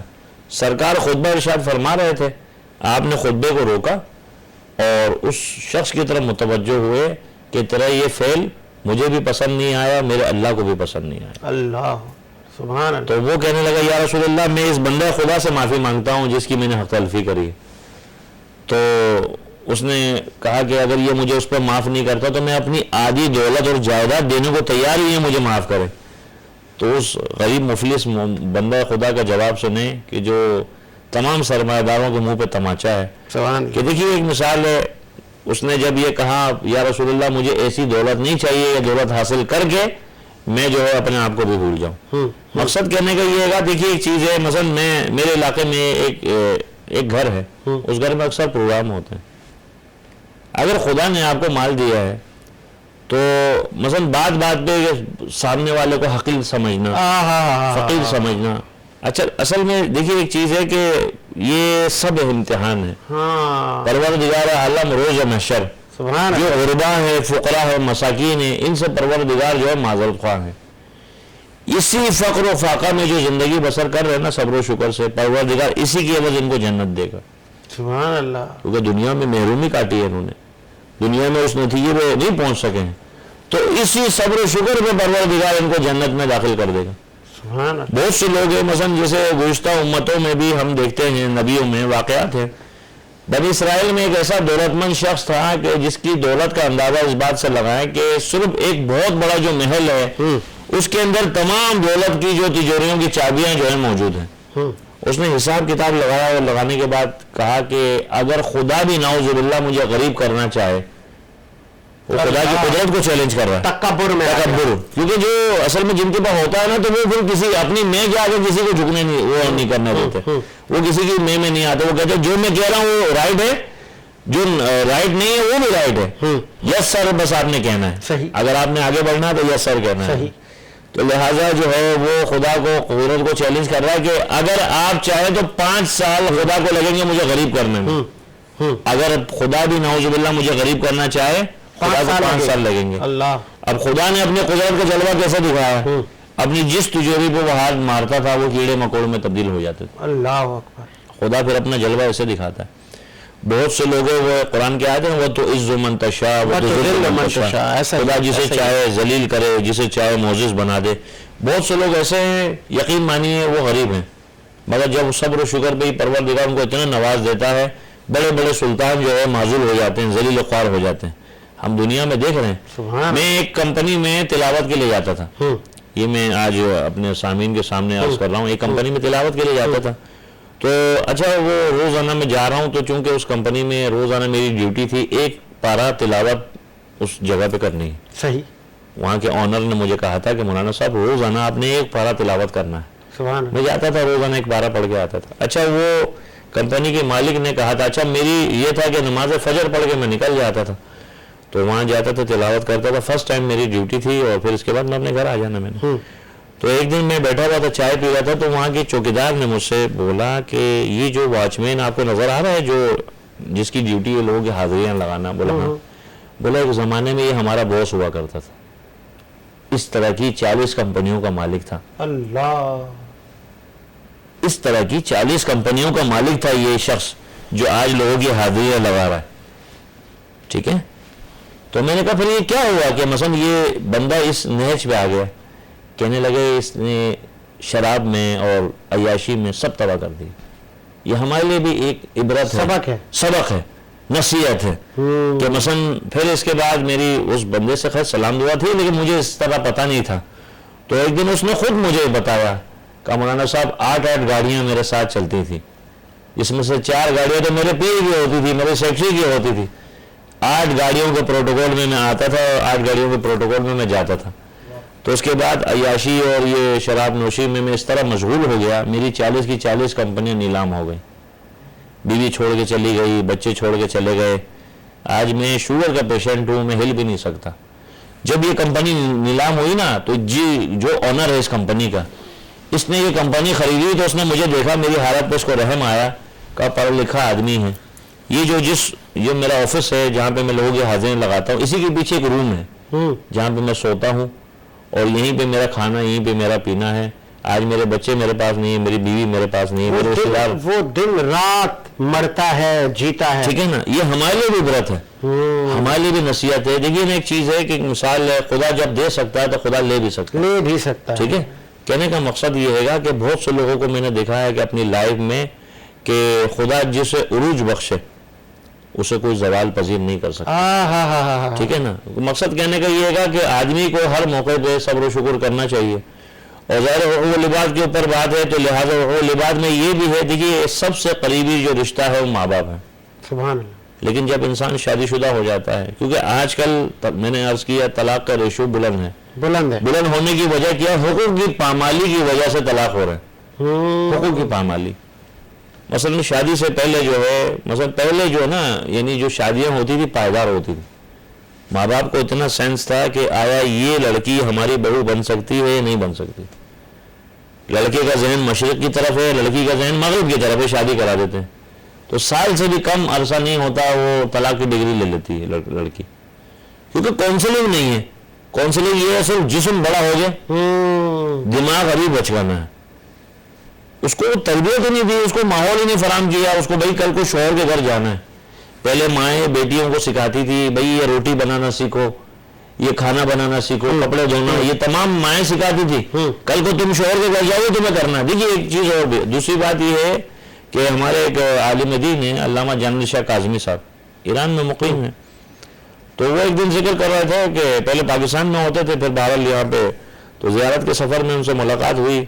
تو وہ کہنے لگے کہ میں, کیونکہ آپ کا تعلق بھی سندھ سے ہی ہے, تو وہ کہنے سندھ سے میں جو ہے نا 100 کے قریب لڑکیوں کو لے گیا تعلیم حاصل کرانے کے لیے ایران میں, کہ وہاں سے دینی تعلیم حاصل کر کے آئیں گی اور اس کے بعد جو ہے ان کی ظاہر سی بات ہے سوسائٹی کے لیے اچھا ہو جائے گا.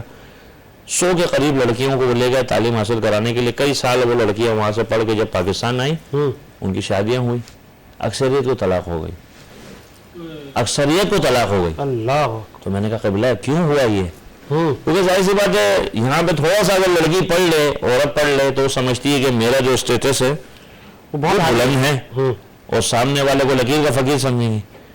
تو شادی ہوئی, شوہر کے گھر گئی تو شوہر نے بولا کھانا بناؤ, کہا جی یہ تو میرا کام نہیں ہے. شوہر نے بولا جاؤ نکلو میرے گھر سے, دفع ہو جاؤ, جب میرے گھر میں تم بیٹھ کے کھانا نہیں بناؤ گی. مانا ایک مثال ہے, مثلا اگر یہ باتیں جیسے مثلا ممبر پہ ہم کوئی مثال دے رہے ہیں, جیسے آپ نے یہ بات کی, اسی تناظر میں ایک بہو گھر پہ آتی ہے تو شوہر کہتا ہے کہ یہ میری بہن ہے, یہ میرے بھائی ہیں, ایک جوائنٹ فیملی ہے. تو پھر اگر اس کو یہ کہہ دے کہ یہ میرے بھائی کے کپڑے پریس کر دو, تو اکثر جو ہمیں معاشرے میں دیکھنے کو ملتا ہے وہ کہتی ہے کہ میں آپ کے کپڑے استری کر سکتی ہوں, آپ کے بھائی کے نہیں, آپ کی بہن کے نہیں. کیا شریعت اس پہ کیا کہتی ہے کہ اس پہ یہ اخلاقاً ہے یا کہ وہ کہتے ہیں نا کر دے تو مہربانی، نہیں کرے تو اس پہ کوئی. میں اپنے الفاظ میں بیان کر دوں. دیکھیے ایک بارود کی پڑیا آتی ہے گھر میں اور وہ ایسا دھماکہ کرتی ہے کہ باپ کو بیٹے سے جدا، بیٹے کو ماں سے جدا، بہن بھائیوں سے جدا، سب سے جدا. ٹھیک ہے، بات ساری یہ ہے گی کہ یہ سب تربیت کے اوپر ڈیپینڈ کرتا ہے. تربیت کیا ہے صاحب؟ تو وہ تربیت میاں بھی تو کر سکتا ہے. نہیں، میاں بھی کر سکتا ہے. بات نہیں، میاں صرف میاں کی تربیت کرنے سے کچھ نہیں ہوگا. اصل تربیت وہ ہے جو اس کی ماں نے اس کو دودھ میں پلایا ہے. اللہ جو ماں نے دودھ میں پلایا ہے وہ اسی تربیت پہ چلے گی. میاں لاکھ سمجھاتا رہ جائے. بھائی کتنے میاں ہیں، ہمیں اکثر شادی شدہ ہیں، ہمارا معاشرہ اتنا منافق معاشرہ ہے. عورت کی مظلومیت پہ سب آنسو بہاتے ہیں، مرد کی مظلومیت کسی کو نظر نہیں آتی. مرد ایک باپ بھی ہے، مرد ایک شوہر بھی ہے، مرد ایک داماد بھی ہے. کہنے کا مقصد یہ ہے کہ ہر بندہ اپنی کیپیسٹی پہ رکھ کے دیکھے. ظاہر سی بات ہے ایک عورت ہے وہ اپنی بیٹی کی تربیت کر رہی ہے کیونکہ وہ عورت خود بھی اپنے شوہر کی خدمت کر رہی ہے. دیکھو نا مسئلہ کہنے کا جو اپنی بیٹی کو سکھا رہی ہوتی ہے نا کہ بھائی تم نے شوہر کو سب سے پہلے تو اپنے قابو میں کرنا ہے، اس کے بعد اس کے گھر سے اس کی ماں کو اس کے گھر والوں کو چلتا کر دینا ہے، اور بس تم ایک کپل اور تم زندگی بسر کرنی ہے. وہی عورت جو درس دے رہی ہے اپنے کس کو، اپنی بیٹی کو درس دے رہی ہے کہ بھائی یعنی جو اپنی بیٹی کو درس دے رہی ہے وہ چاہتی ہے اس کی بہو بھی ایسی آئے جو سب کو لے کے چلے. میں نے عرض کیا کہ صرف شوہر کے بولنے سے نہیں ہے، ماں نے جو سکھایا ہو. ویسی بات ہے ماں کے دودھ میں ہے تربیت، ماں کے دودھ میں تربیت ہے. مثلا جو عورت خود شوہر کی خدمت کر رہی ہے میں سمجھتا ہوں اس کی اولاد کبھی بھی نافرمان نہیں ہو سکتی. آج طلاق کی سب سے بڑے ریشو دیکھیے مسئلہ کہ طلاق جو ہے چاہے ینگسٹر کو یا ایجڈ کو طلاق ہو رہی ہے صاحب کثرت سے. اب مسئلہ یہ ہے کہ یہاں پہ اگر آپ عورت کی سنو گے تو آپ کو عورت مظلوم نظر آئے گی، آپ مرد کی سنو گے آپ کو وہ سب سے بڑا مظلوم نظر آئے گا. تو لہٰذا ہمارا طریقہ کار یہ دیکھیے ہماری سوسائٹی میں مصیبت یہ میں نے عرض کیا نا کہ کسی بھی مکتب فقہ کا عالم ہے اس کی ذمہ داری بڑی ہے ہمیں، وہ بیچارہ اپنی خدمت انجام دے رہا ہے. لیکن مسئلہ یہ ہوگا یہاں پہ یہ ہوتا ہے ہم پہلی نشست میں تو طلاق کے فیصلہ نہیں دیتے. ہم پہلے کیا کرتے ہیں، ایک دفعہ بلایا، الگ الگ بلایا، ان دونوں کی شکایتیں سنی، اس کے بعد ہم نے کمبائن بلایا، جوائنٹ بلایا. ٹھیک ہے نا، اس کے بعد پھر ہم دیکھتے ہیں پتہ چل جاتا ہے بھائی ہمیں ایک مثال ایک آئیڈیا ہو جاتا ہے کہ آیا یہ چابی بھری ہے، کسی نے چابی بھری ہے یا واقعی کوئی سینسیٹیو مسئلہ ہے. بعض اوقات یہ ہوتا ہے کہ جذباتی فیصلہ ہوتا ہے. کیونکہ ماشاء اللہ آج جو میڈیا پہ آپ کو ڈرامے دکھائے جا رہے ہیں یعنی یہ ہماری سوسائٹی کو سوٹ نہیں کرتے. بالکل ایسا ہی ہے. ٹھیک ہے، مثلا اس میں دکھا رہے ہیں کہ بہنوی جو ہے آئیڈیا میں وہی کہہ رہا ہوں، مثلا اس میں دکھا رہے ہیں لڑکی اپنے بہنوی سے جو عشق کر رہی ہے، مثلا اس میں دکھا رہے ہیں کہ سسر جو ہے وہ اپنی بہو کے چکر میں ہے. اب مجھے بتائیے یہ سوسائٹی معاشرے کو کہاں لے کے جا رہے ہیں؟ تو میں سمجھتا ہوں اس معاشرے کو تباہ کرنے میں اس قسم کے ڈرامہ بنانے والے، اس قسم کے پروڈیوسر، ان کو لانچ کرنے والے، ان کو فنڈنگ کرنے والے سب مجرم ہیں. اگر کسی ایک کی بھی زندگی تباہ ہوئی تو روز محشر خدا کی یعنی بارگاہ میں یہ لوگ جواب دیں ہیں. لیکن بھائی ڈرامہ بنائیں آپ، اسلام آپ کو فلم ڈرامے سے منع نہیں کرتا، اسلام آپ کو فحاشی سے منع کرتا. ان الصلاۃ تنہی عن الفحشاء والمنکر، نماز قبول. جیسے پیغمبر سے کسی نے پوچھا یا رسول اللہ ہمیں کیسے پتہ چلے ہماری نماز قبول ہے یا نہیں؟ کہ نماز پڑھنے کے بعد اگر تم انسانیت کی طرف بڑھ رہے ہو سمجھنا نماز قبول ہے، اور اگر نماز پڑھ کے تم حیوانیت کی طرف بڑھ رہے ہو سمجھ لو قبول نہیں ہے. یا نماز بھی پڑھ رہے ہو وہاں پہ تم دوسری حرکتیں بھی کر رہے ہو. معاملہ سارا یہ ہے گا کہ آج مثلا سوسائٹی کو اچھا پیغام دے نا. کیا پہلے ڈرامے نہیں بنتے تھے؟ بالکل بنتے تھے. یعنی ایسا ہے کہ جس سے جو نا معاشرے کو اچھا نتیجہ لے. بہت خوبصورت آپ نے بات کی. میں آپ کو روکوں گا قطع کلامی کے لیے معذرت. اسکرین پر سے نمبر موجود ہے، آپ اس پہ کال کریں اور مجھے پروڈیوسر صاحب بریک آ کریں، لیکن آپ نے کہیں نہیں جانا، ہم آپ سے فجر تک آپ کے ساتھ ہیں. ایک بریک لیتے ہیں، بریک کے بعد حاضر ہوتے ہیں.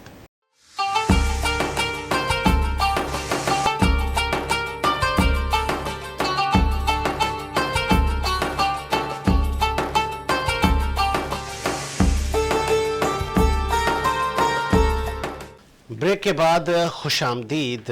سحری نشریات آپ دیکھ رہے ہیں اور اسکرین پر جو نمبر موجود ہے آپ اس نمبر پہ کال کریں اور مولانا اشرف علی منتظری سے آپ شرعی حوالے سے، رمضان المبارک کی اہمیت کے حوالے سے، تیسرے عشرے کے حوالے سے، تاک راتوں کے حوالے سے آپ سوالات کر سکتے ہیں.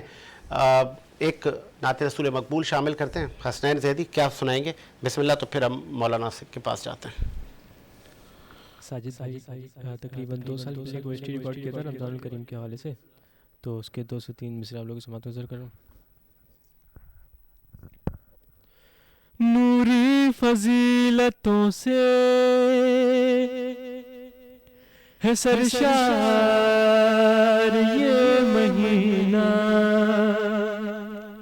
رب کا سمیٹ لایا ہے پیار یہ مہینہ۔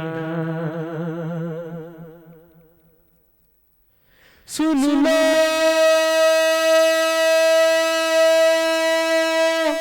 اے ایمان،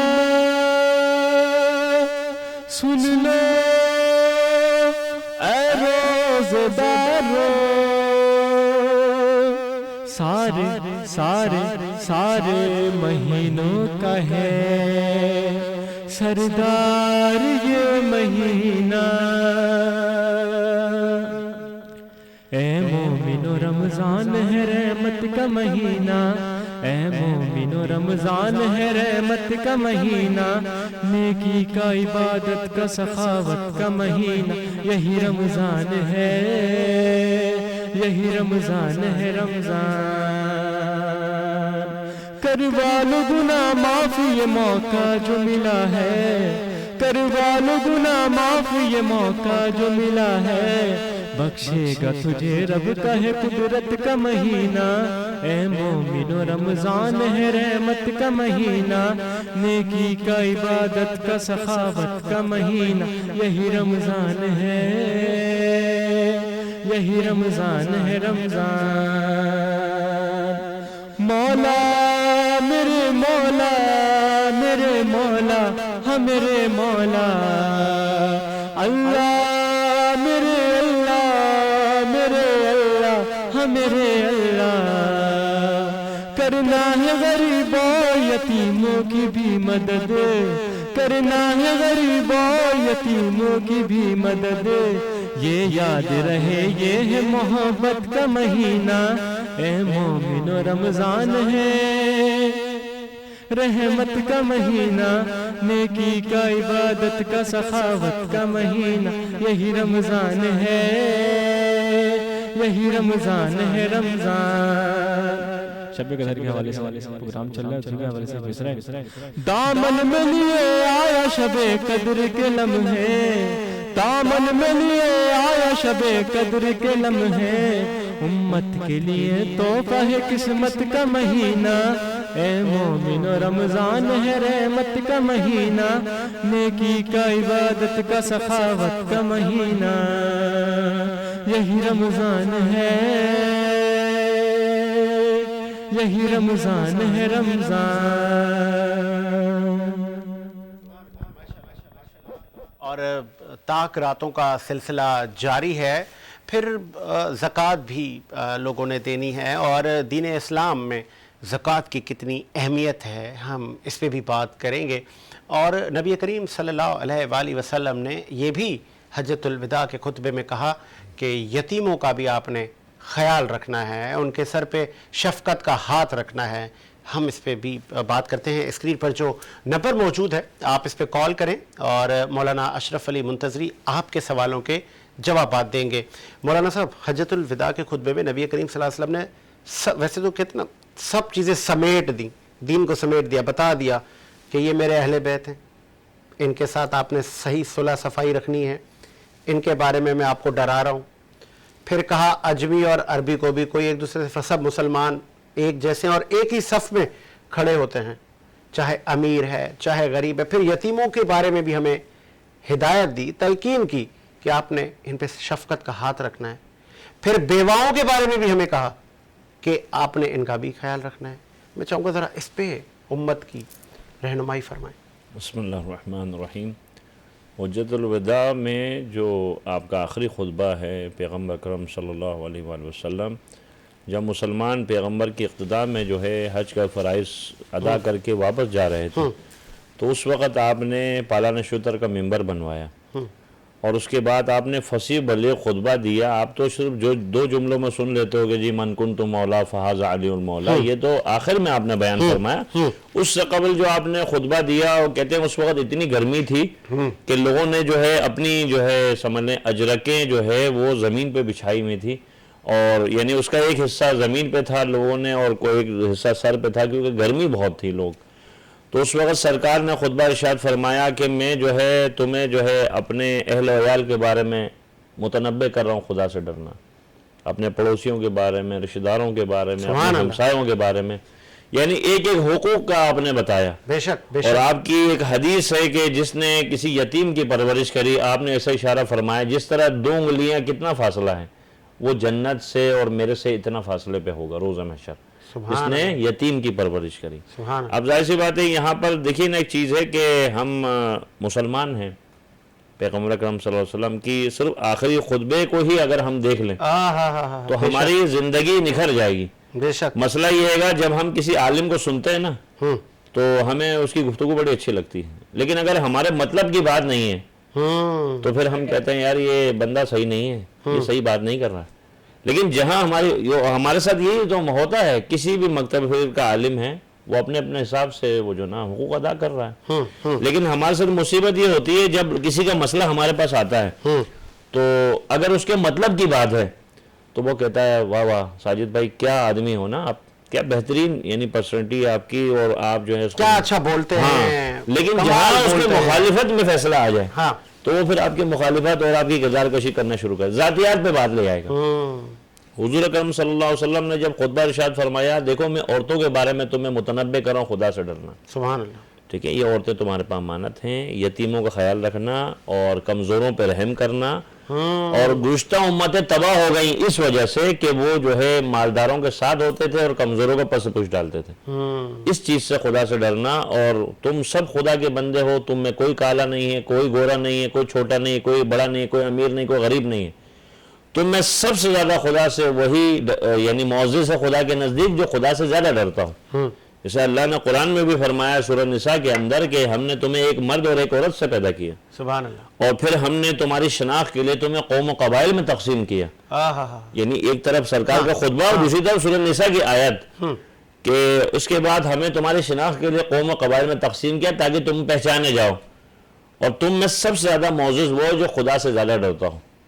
مسئلہ یہ ہے گا جیسے لغاری کو جو ہے جوکھیو اچھا نہیں لگتا, صحیح ہے نا, مثلا فلاں برادری کو فلاں برادری اچھا نہیں لگتا. میں کسی کی ذاتیات پہ بات نہیں کر رہا ہوں, یعنی ہماری مینٹلٹی ہر کوئی سوچتا ہے کہ ہر کوئی سوچتا ہے جیسے مہر کو جتوئی اچھا نہیں لگتا. بات وہی ہے نا, ہر بندے کو دوسرے بندے میں نقص نظر آتا ہے. دیکھیے ایک چیز ہے, پیغمبر اکرم صلی اللہ علیہ وسلم کی سیرت دیکھے نا, آپ نے کیا ایسی جادو کی چھڑی تھی آپ کے پاس کہ آپ نے ایک مہاجر کو انصار کا بھائی بنایا. سبحان اللہ. آپ نے بنایا نا. یہ وہ لوگ تھے کہ جو لٹیرے تھے, عرب میں تو مشہور ہیں, وہ قافلہ جو جا رہا ہے کیونکہ وہاں تمام چیزیں ترسیلہ, اس ٹائم پہ یہ ممالک نہیں ہوتے تھے اس طریقے سے, مطلب ظاہر سرحدیں نہیں تھی. مثلا وہ قافلہ تجارت جو جاتے تھے, یہ عرب کے ڈاکو تو بڑے مشہور تھے جو صحرا میں ہوتے تھے, اور وہ باقاعدہ بیٹھ جاتے تھے, جیسے کوئی قافلہ جاتا تھا تو اس قافلے کو لوٹتے تھے. تو لہٰذا پیغمبر کی تربیت ہے, جو کل کے لٹیرے تھے آج کے امین بن گئے, کل کے جو ایک دوسرے کے خون کے پیاسے تھے. یعنی عرب اس حد تک جہالت پہ تھا کہ اگر کسی نے کسی سے آگے گھوڑا بڑھا دیا, اس بات کے اوپر قبیلوں میں 40 سالہ جنگ ہوتی تھی, خون خرابہ ہوتا تھا. ایسا ہی ہے. تو سرکار نے جو ہے آپ نے فرمایا کہ بھئی مہاجر انصار کا بھائی, تاریخ میں سچ بھی ہے, تاریخ میں حادثات بھی ہیں. دیکھیے بہت سی چیزیں ایسی ہوتی ہیں سینسیٹیو ہوتی ہیں جو ہم نہیں, ہر بات ہر جگہ پہ نہیں کر سکتے. مثلا کوئی بات سینسیٹیو ہے وہ آپ پبلک پلیس میں نہیں کر سکتے. ایسے میں چاہوں گا کہ چونکہ ہم بہت ہی بڑی جو پلر شخصیات ہیں دین کی, اس پر ہم نے بات کی, ان کی جو سروسز ہیں دین اسلام کے لیے ان پہ روشنی ڈالی. میثم تمار مولا علی ہم نے ذکر سنا ہے. میثم تمار دراصل یہ مولا علی کے صحابی بھی تھے, اور بہت یعنی عشق علی میں یعنی پیش تھے. یعنی سمجھ لیں ایک لحاظ سے آپ دیوانہ کہہ لو, علی کا کوئی دیوانہ تھا تو میثم تمار تھا. یہ علی کا وہ عاشق تھا کہ علی خود اس سے ملنے جاتے تھے. سبحان اللہ. اور علی جس دن اگر میثم سے ملاقات نہ ہو علی کو چین نہیں. یعنی آپ دیکھیں مولا علی سے میثم کی محبت اور میثم کی مولا علی سے محبت کا حال یہ ہے کہ مولا علی علیہ السلام خود میسم کی کھجور کی دکان تھی, سبحان اللہ. کھجور کی دکان تھی. اور چلے ایک کال غالباً لینڈ ہوئی ہے, ہم ذرا پوچھ لیتے ہیں مولانا کلامی کے لیے معذرت. السلام علیکم. وعلیکم السلام. سر نام بتائیے گا, کہاں سے مخاطب ہیں؟ حیدرآباد. حکم کریں سر, کیا سوال ہے آپ کا خاص کری صاحب؟ ہمارا سوال مولانا صاحب سے یہ ہے کہ ہمیں گاؤں میں رہنے والے, ٹھیک ہے, وہاں سے ہمیں حیدرآباد جانے کے لیے 30 کلومیٹر کا راستہ ہے. ٹھیک ہے. وہاں اگر ہم جائیں, ہمیں صبح کے ٹائم جانا پڑتا ہے, یہ پتا ہے کہ ہمیں واپسی آنے میں شام کو 5 بج جائیں گے, کیا ہمارا روزہ مکمل ہو سکتا ہے؟ آپ کو واپسی آنے میں شام کے 5 بج جاتے ہیں؟ جی جی. تو اور صبح کس ٹائم نکلتے ہیں آپ؟ 9 بجے. 9 بجے نکلتے ہیں. تو روزہ تو آپ اذان مغرب سے افطار کرتے ہیں نا؟ نہیں, یہ کوئی روزہ قصر وغیرہ نہیں ہو سکتا. دوبارہ فرمائیے گا. قصر کے بارے میں سوال کر قصر کے بارے میں آپ سوال کر رہے ہیں. آپ کا سوال مولانا صاحب سمجھ گئے اور جواب سنیں. آپ قصر کے بارے میں سوال کر رہے ہیں نا؟ جی جی جی. ہاں ہاں, ٹھیک ہے. صاحب بہت شکریہ آپ نے حیدرآباد سے کال کی. یہ آپ ایک چیز اور, یہ جو آپ جو ہے ڈیلی کی آپ کی روٹین ہے جانے کی؟ نہیں, یہ میری ڈیوٹی ہے حیدرآباد میں. میں 1 منتھ میں 3 دن جاتا ہوں گھر چھٹی پہ. ٹھیک ہے. میری رہائش حیدرآباد میں, مگر گاؤں میرا 30 کلومیٹر دور ہے. 27 دن آپ ٹریول کرتے ہیں؟ جی جی. نہیں 27 دن میں یہی پہ اسٹے ہوں حیدرآباد. 3 دن ٹریول کرتے ہیں؟ جی جی. 3 دن میں اپنے گاؤں میں ہوتا ہوں چھٹی کے ساتھ. اچھا اچھا, ٹھیک ہے جی, بہت شکریہ. خاص کری صاحب آپ جواب سن لیے ذرا. جی مولانا. دیکھیے ایک چیز ہے, ایک ہے شریعت مقدسہ کا یہ واضح طور پہ حکم ہے کہ ظاہر 10 دن سے کم کا جو ہے فاصلہ ہے اس میں نماز و روزہ قصر ہے, ٹھیک ہے. لیکن ایک مسئلہ ہے کثیر السفر, ایک بندہ ہے کثیر السفر, وہ مسئلہ ایسا ہے جیسے ایک مثال ہے ایئر لائن میں کام کرنے والے, مثلا وہ یہاں سے فلائٹ لے کے جا رہے ہیں اسلام آباد سے فلائٹ لے کے آ رہے ہیں کراچی, ٹھیک ہے. جو جس کی ڈیلی کی روٹین ہے اس بندے کے لیے نماز روزہ قصر نہیں ہے, کیونکہ اس کی تو کثیر و سفر ہے نا. وہ مثلا یہاں سے جیسے کاروباری کوئی ہستی ہے, شخصیت ہے, یا کوئی اہم رہنما ہے, جیسے ہمارے مذہبی رہنما ہیں, ان کو مثلا آج وہ کراچی میں ہے, کل وہ اسلام آباد میں ہے, پرسوں, یعنی اس طریقے سے جو بندہ ہے, ایسے بندے کے لیے جو ہے ظاہر سی بات ہے کثیر و سفر ہے, اس پہ انہی چیزیں لاگو ہوتی. لیکن یہ جو بتا رہے ہیں یعنی 10 دن سے کم کا جو قصد ہے, تو ظاہر سی بات ہے ابھی چونکہ وہ وہیں پہ ان کا رہنا ہے, 27 دن وہ بندہ وہاں رہتا ہے, 3 دن کے لیے وہ گاؤں آتا ہے, 3 دن کے لیے تو وہ قصر ہی ہے, ظاہر سی بات ہے. اچھا, اس میں کن کن چیزوں کا قصر اس میں یہ ہے جی, نماز روزہ قصر ہے, ظاہر سی بات ہے. 10 دن سے کم کا جو اسٹے ہے, 10 دن سے جو کم کا اسٹے ہے جو ہے نا, شریعت کہتی ہے اس کے اوپر جو ہے آپ کو قصر ہے. مثلا اگر 4 رکعتی نماز جو پڑھو گے وہ آپ 2 رکعتی پڑھو گے. روزہ آپ رکھ نہیں سکتے, قصر میں تو روزہ نہیں رکھو گے نا, آپ بعد میں رکھو گے, ایک مثال ہے. تو کہنے کا مقصد ہے 10 دن سے کم پہ جو ہے اگر آپ سفر کر رہے ہو تو اس میں آپ کی نماز اور روزہ دونوں قصر ہے. قصر کا مطلب یہ نہیں کہ معاف ہے, قصر کا مطلب ہے کہ ابھی آپ نہیں رکھ سکتے, بعد میں پھر آپ اس کی قضا کرو گے, ظاہر سی بات ہے ابھی سفر کی وجہ سے بعد میں رکھنا ہے.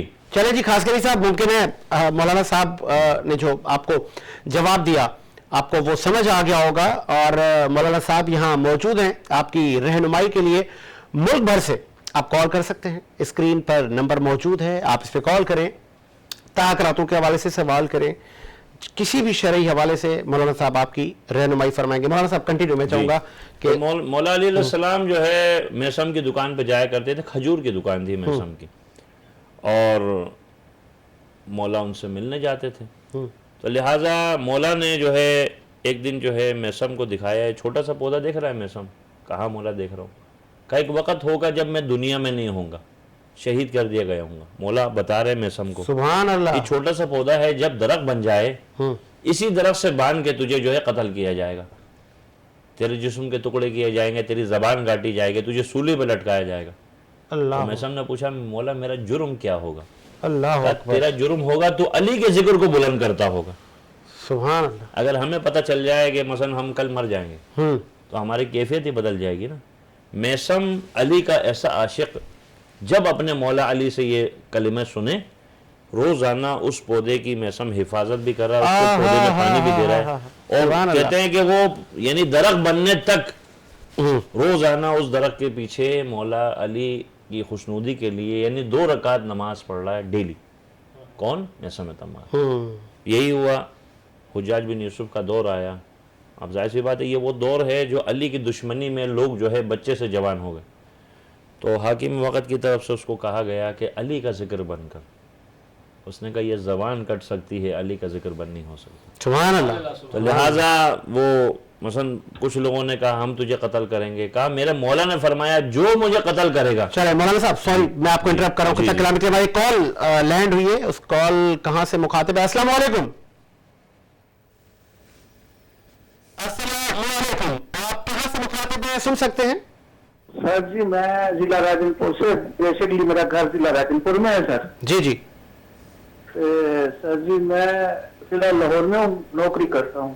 سوال آپ کا کوئی اور آپ کا نام کیا ہے حضرت؟ میرا نام جلیل حیدر ہے سر. جلیل حیدر, کیا پوچھیں گے آپ علامہ اشرف سے؟ یہ پوچھنا چاہتا ہوں کہ ہر کسی کو پتا ہے کہ جی سر میں علامہ صاحب سے پوچھنا چاہتا ہوں کہ حضرت مولا علی امیر المومنین ہے. جی جی. سر جی میں جمعہ پڑھنے گیا ہوں. جمعہ کے خطبے میں نا جی جی مجھے صحابہ سے کوئی اعتراض نہیں ہے کہ انہوں نے 3 خطبے کے اندر 3 لوگ شخصیت کا نام لیا ہے. ٹھیک ہے. انہوں نے کہا ہے کہ امیر المومنین حضرت ابو بکر صدیق, ٹھیک ہے. امیر المومنین حضرت عمر فاروق. ٹھیک ہے. تیسری شخصیت کا نام انہوں نے ایسے لیا ہے کہ میں جمعے پڑھنے سے بےتاب ہو گیا تاکہ میں نہ پڑھوں. اچھا انہوں نے کہا کہ حضرت علی رضی اللہ عنہ. اچھا. اب میں علامہ صاحب سے پوچھنا چاہوں گا کہ میں اس کے پیچھے دوبارہ نماز پڑھ سکتا ہوں؟ ٹھیک ہے. آپ کا سوال مکتب فکر کون سا ہے؟ آپ کس مکاتب فکر سے ہیں حضرت؟ میں اہل سنت جماعت کا ہوں سر. اہل سنت کے ہیں آپ. بہت شکریہ آپ نے لاہور سے کال کی. مولانا صاحب سے پوچھتے ہیں کہ مولانا صاحب ان کی انہوں نے بڑا گہرا سوال کر دیا سر. دراصل بات یہ ہے کہ امیر المومنین تو حضرت علی علیہ السلام کا لقب ہے. امیر المومنین جو نا جو ہے وہ مولا علی علیہ السلام کے لیے کہا جاتا ہے. یہاں تو خیر ہر صحابی کو آپ امیر المومنین بنانے کے چکر میں دیکھیے اس میں میری اپنی مرضی منشا شامل نہیں ہے. جو لاہور سے حضرت میں وہی عرض کر رہا ہوں میں وہی عرض کر رہا ہوں. دیکھیے ایک چیز ہے کہ ہم اس کے اوپر پہلے بھی پروگرام کر چکے ہیں. شاید اچھا کہیں ان کا یہ تو سوال نہیں تھا کہ ہم نے اکثر سنا ہے مولانا کہ ایک امام نماز پڑھا رہا ہے, اگر مجھے پتہ چل جائے اس کے قول و فعل میں تضاد ہے تو میری اس کے پیچھے نماز نہیں ہوگی. نہیں ہوگی, ظاہر سی بات ہے. ایک چیز ہے دیکھیے, ایک بات میں آپ کو عرض کروں کہ امیر المومنین صرف اور صرف مولا علی علیہ السلام ہیں. باقی ایک مثال ہے, کوئی بھی بندہ پہلی بات ہے آپ کسی بھی پیش امام کے پیچھے نماز پڑھ رہے ہیں, اگر آپ سمجھتے ہیں پہلی بات تو یہ کہ اگر پیش نماز جو ہے تکبیر کہنے سے پہلے استغفار پڑھ رہا ہے یا تکبیر کہہ رہا ہے, آپ اس کی استغفار کے اوپر اکتفا کر کے نماز پڑھیں, اس کا اللہ کا معاملہ ہے. صحیح, سبحان اللہ. ٹھیک ہے نا. اطمینان کے اوپر عبادت خدا کو پسند ہے. شک و تردد میں انسان کی نماز ویسے بھی نہیں ہے, چاہے بیت اللہ میں پڑھ رہے ہوں یا آپ اپنے وطن میں پڑھ رہے ہیں. ٹھیک ہے, جب آپ نے استغفار پڑھی کسی بھی پیش نماز نے, چاہے وہ کسی بھی مکتب سے. کال ہے. السلام علیکم سر. وعلیکم السلام. حضرت کہاں سے بات کر رہے ہیں؟ جناب میں کر رہا ہوں. نام آپ سوال بتائیے گا. سوال یہ ہے کہ یہ رمضانوں میں شادی ہو سکتی ہے؟ رمضان المبارک میں نکاح ہو سکتا ہے اور شادی مطلب جو تقاریب ہیں رخصت یہ ایسا ہی ہے؟ جی جی جی. یہ آپ کا سوال ہے. آپ کا نام حضرت؟ میرا نام مظہر ہے. مظہر آپ کراچی سے بات کر رہے ہیں؟ خیرپور سے بول رہے ہیں. کراچی سے بات کر رہے ہیں. اچھا ٹھیک ہے, بہت شکریہ مظہر. مولانا سے پوچھ لیتے ہیں. بہت شکریہ آپ نے کال کی ہماری نشریات میں. شریعت میں تو خیر ایسا کوئی مسئلہ نہیں ہے. رمضان المبارک میں دیکھیے ایک چیز ہے, تقریبات کر سکتے ہیں. مسئلہ کہنے کا یہ ہے جیسے ہم مکتب اہل بیت کے پیروکار جب بھی کوئی کام کرتے ہیں تو ہماری اولین ترجیح ہوتی ہے جس دن ائمہ اہل بیت علیہ السلام میں کسی کی ولادت ہے اس دن ہم اپنے بچے کی یا بیٹی کی شادی یا تقاریب رکھتے ہیں. مطلب یہ کہ جب یعنی شرع میں مسئلہ نہیں ہے. ہاں خوشی یعنی نحس ایام بھی دیکھنا پڑتا ہے نا. ظاہر سی بات ہے, مثلا کہتے ہیں کہ دنوں سے دشمنی نہیں کرو ورنہ وہ تم سے دشمنی کریں گے. ویسے تو سورہ رحمان میں اللہ نے فرمایا کل یوم ہوا فی شان, ہر دن اللہ کا ہے. ٹھیک ہے, لیکن مسئلہ یہ ہے گا کہ کچھ نحس ایام ہیں مثلا ان چیزوں کا ساتھ کا خیال رکھنا پڑتا ہے. مثلا شادی کے لیے بہتر ہے کہ بھائی جیسے استخارہ ہم کراتے ہیں, سبحان اللہ. اسی طریقے سے ماہ رمضان المبارک تو پورا سراپا رحمت ہے, لیکن یہ گا کہ تقدس کا خیال رکھنا چاہیے. جیسے ان ایام میں شہادت کے ایام بھی ہیں, ولادت کا ایام بھی ہے, نزول قرآن بھی ہے. سبحان اللہ. تو یعنی نیک ساعت میں آپ کوئی ایسی اس میں آپ تقریب رکھیں, کوئی حرج نہیں ہے, شریعت میں کوئی مسئلہ نہیں ہے. سبحان اللہ. بس یہ جو مثلا میں نے عرض کی ہے نا, جیسے ایک مثال دے رہا ہوں, اگر کسی گھر میں جنازہ اٹھ رہا ہے ہاں تو تم وہاں شادی کی دعوت کا کارڈ دینے جاؤ تو کیا اس کی کیفیت ہوگی؟ اس سے بس اس سے زیادہ میں کیا جواب دے دوں گا. بہت خوبصورت بات کی. میں چاہوں گا کہ آپ میثم تمار پہ تھے. ہاں, میثم تمار, مولا علی علیہ السلام جو ہے نے میثم کو بشارت دی کہ تمہاری شہادت ایسے ہوگی, اس طرح تم شہید کیے جاؤ گے. تو مولا علی علیہ السلام کی شہادت ہوئی 40 ہجری میں. اس کے بعد جو ہے میثم ذکر علی کرتا تھا. سبحان اللہ. تو حاکم وقت کی طرف سے میثم کو پیغام بھیجا گیا, ڈرایا گیا, اور اس کے بعد اس کو قید کر لیا. قید کیا تو اس کے بعد کہتے ہیں کہ میثم کو کوڑے بھی مارے گئے, تشدد بھی کیا گیا. کیوں؟ ذکر علی نہ کرو. اہل بیت سے محبت کی جرم میں قید و بند کی صحبتیں تمام اٹھائی. اس کے بعد میثم مسکرانے لگا. تو میثم سے پوچھا بھائی کیوں مسکرا رہا ہے؟ کہا میرے مولا علی کی بات سچ ہو رہی ہے. اس کے بعد اسی اور یہ بھی فرمایا کہ جو تجھے قتل کرے گا وہ شقی قلب ہوگا, ناصبی ہوگا, ولد الزنا ہوگا. یعنی یہ تمام یعنی ارشادات مولا علی علیہ السلام نے ارشاد فرمائے تھے. تو اس کے بعد جب وہ سنا تو اس نے باقاعدہ حکم دیا جلاد کو, بھئی اس کے جو نا پہلے اعضاء جوارے جدا کرو. میثم کی زبان جو ہے ایک مثال کاٹی گئی, اعضاء جوارے کاٹے گئے. یعنی یہ میں یہ سمجھتا ہوں, دیکھیے کہ بنو امیہ نے جو ظلم کیا اہل بیت اور ان کے چاہنے والوں کے اوپر, وہ یہی تھا, وہ خائف تھے, دنیا کی دولت تھی. مثلا روایتوں میں یہاں تک کہ جملے موجود ہیں کہ بعض لوگوں نے اپنے جیسے مشیر ہوتے ہیں انہوں نے مشورہ دیا, بھائی دیکھیں ایک مثال ہے, تخت اقتدار تو آپ کے پاس ہے, مگر پھر بھی لوگ اہل بیت کے قریب ہیں, تو آپ اپنا پیسہ خرچ کریں, تھوڑا لوگوں کو اپنے قریب کریں. ایسا ہی ہے. تو وہ تو تخت پہ بیٹھا ہوا کہنے لگا ٹھیک ہے اقتدار دولت ہمارے پاس ہے, مگر کچھ کام ایسے ہی, یہ دولت بھی کام نہیں آتی, یہ خدا کا وعدہ ہے. سبحان اللہ. بہت خوبصورت بات کی مولانا اشرف علی منتظری نے. اور مجھے پروڈیوسر صاحب بریک کا کہہ رہے ہیں, ایک بریک لیتے ہیں, لیکن اسکرین پر جو نمبر موجود ہے آپ اس پہ کال کریں. مولانا اشرف علی منتظری آپ کو جوابات دیں گے. ایک بریک لیتے ہیں حضرت, اور بریک کے بعد حاضر ہوتے ہیں.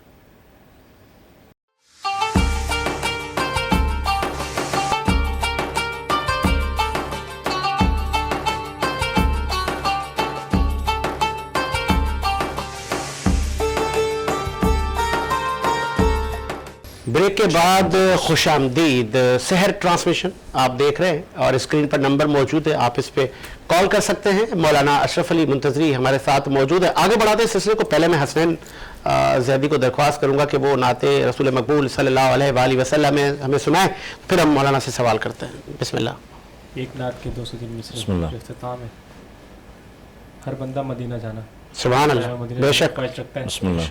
مدینہ ہے دل اس کا میری نظر میں, مدینہ ہے دل اس کا میری نظر میں, ہے جس دل میں آل ابائے محمد, ہے جس دل میں آل ابائے محمد, نہیں کچھ یہاں ماں سوائے محمد, یہ دنیا بنی ہے برائے محمد.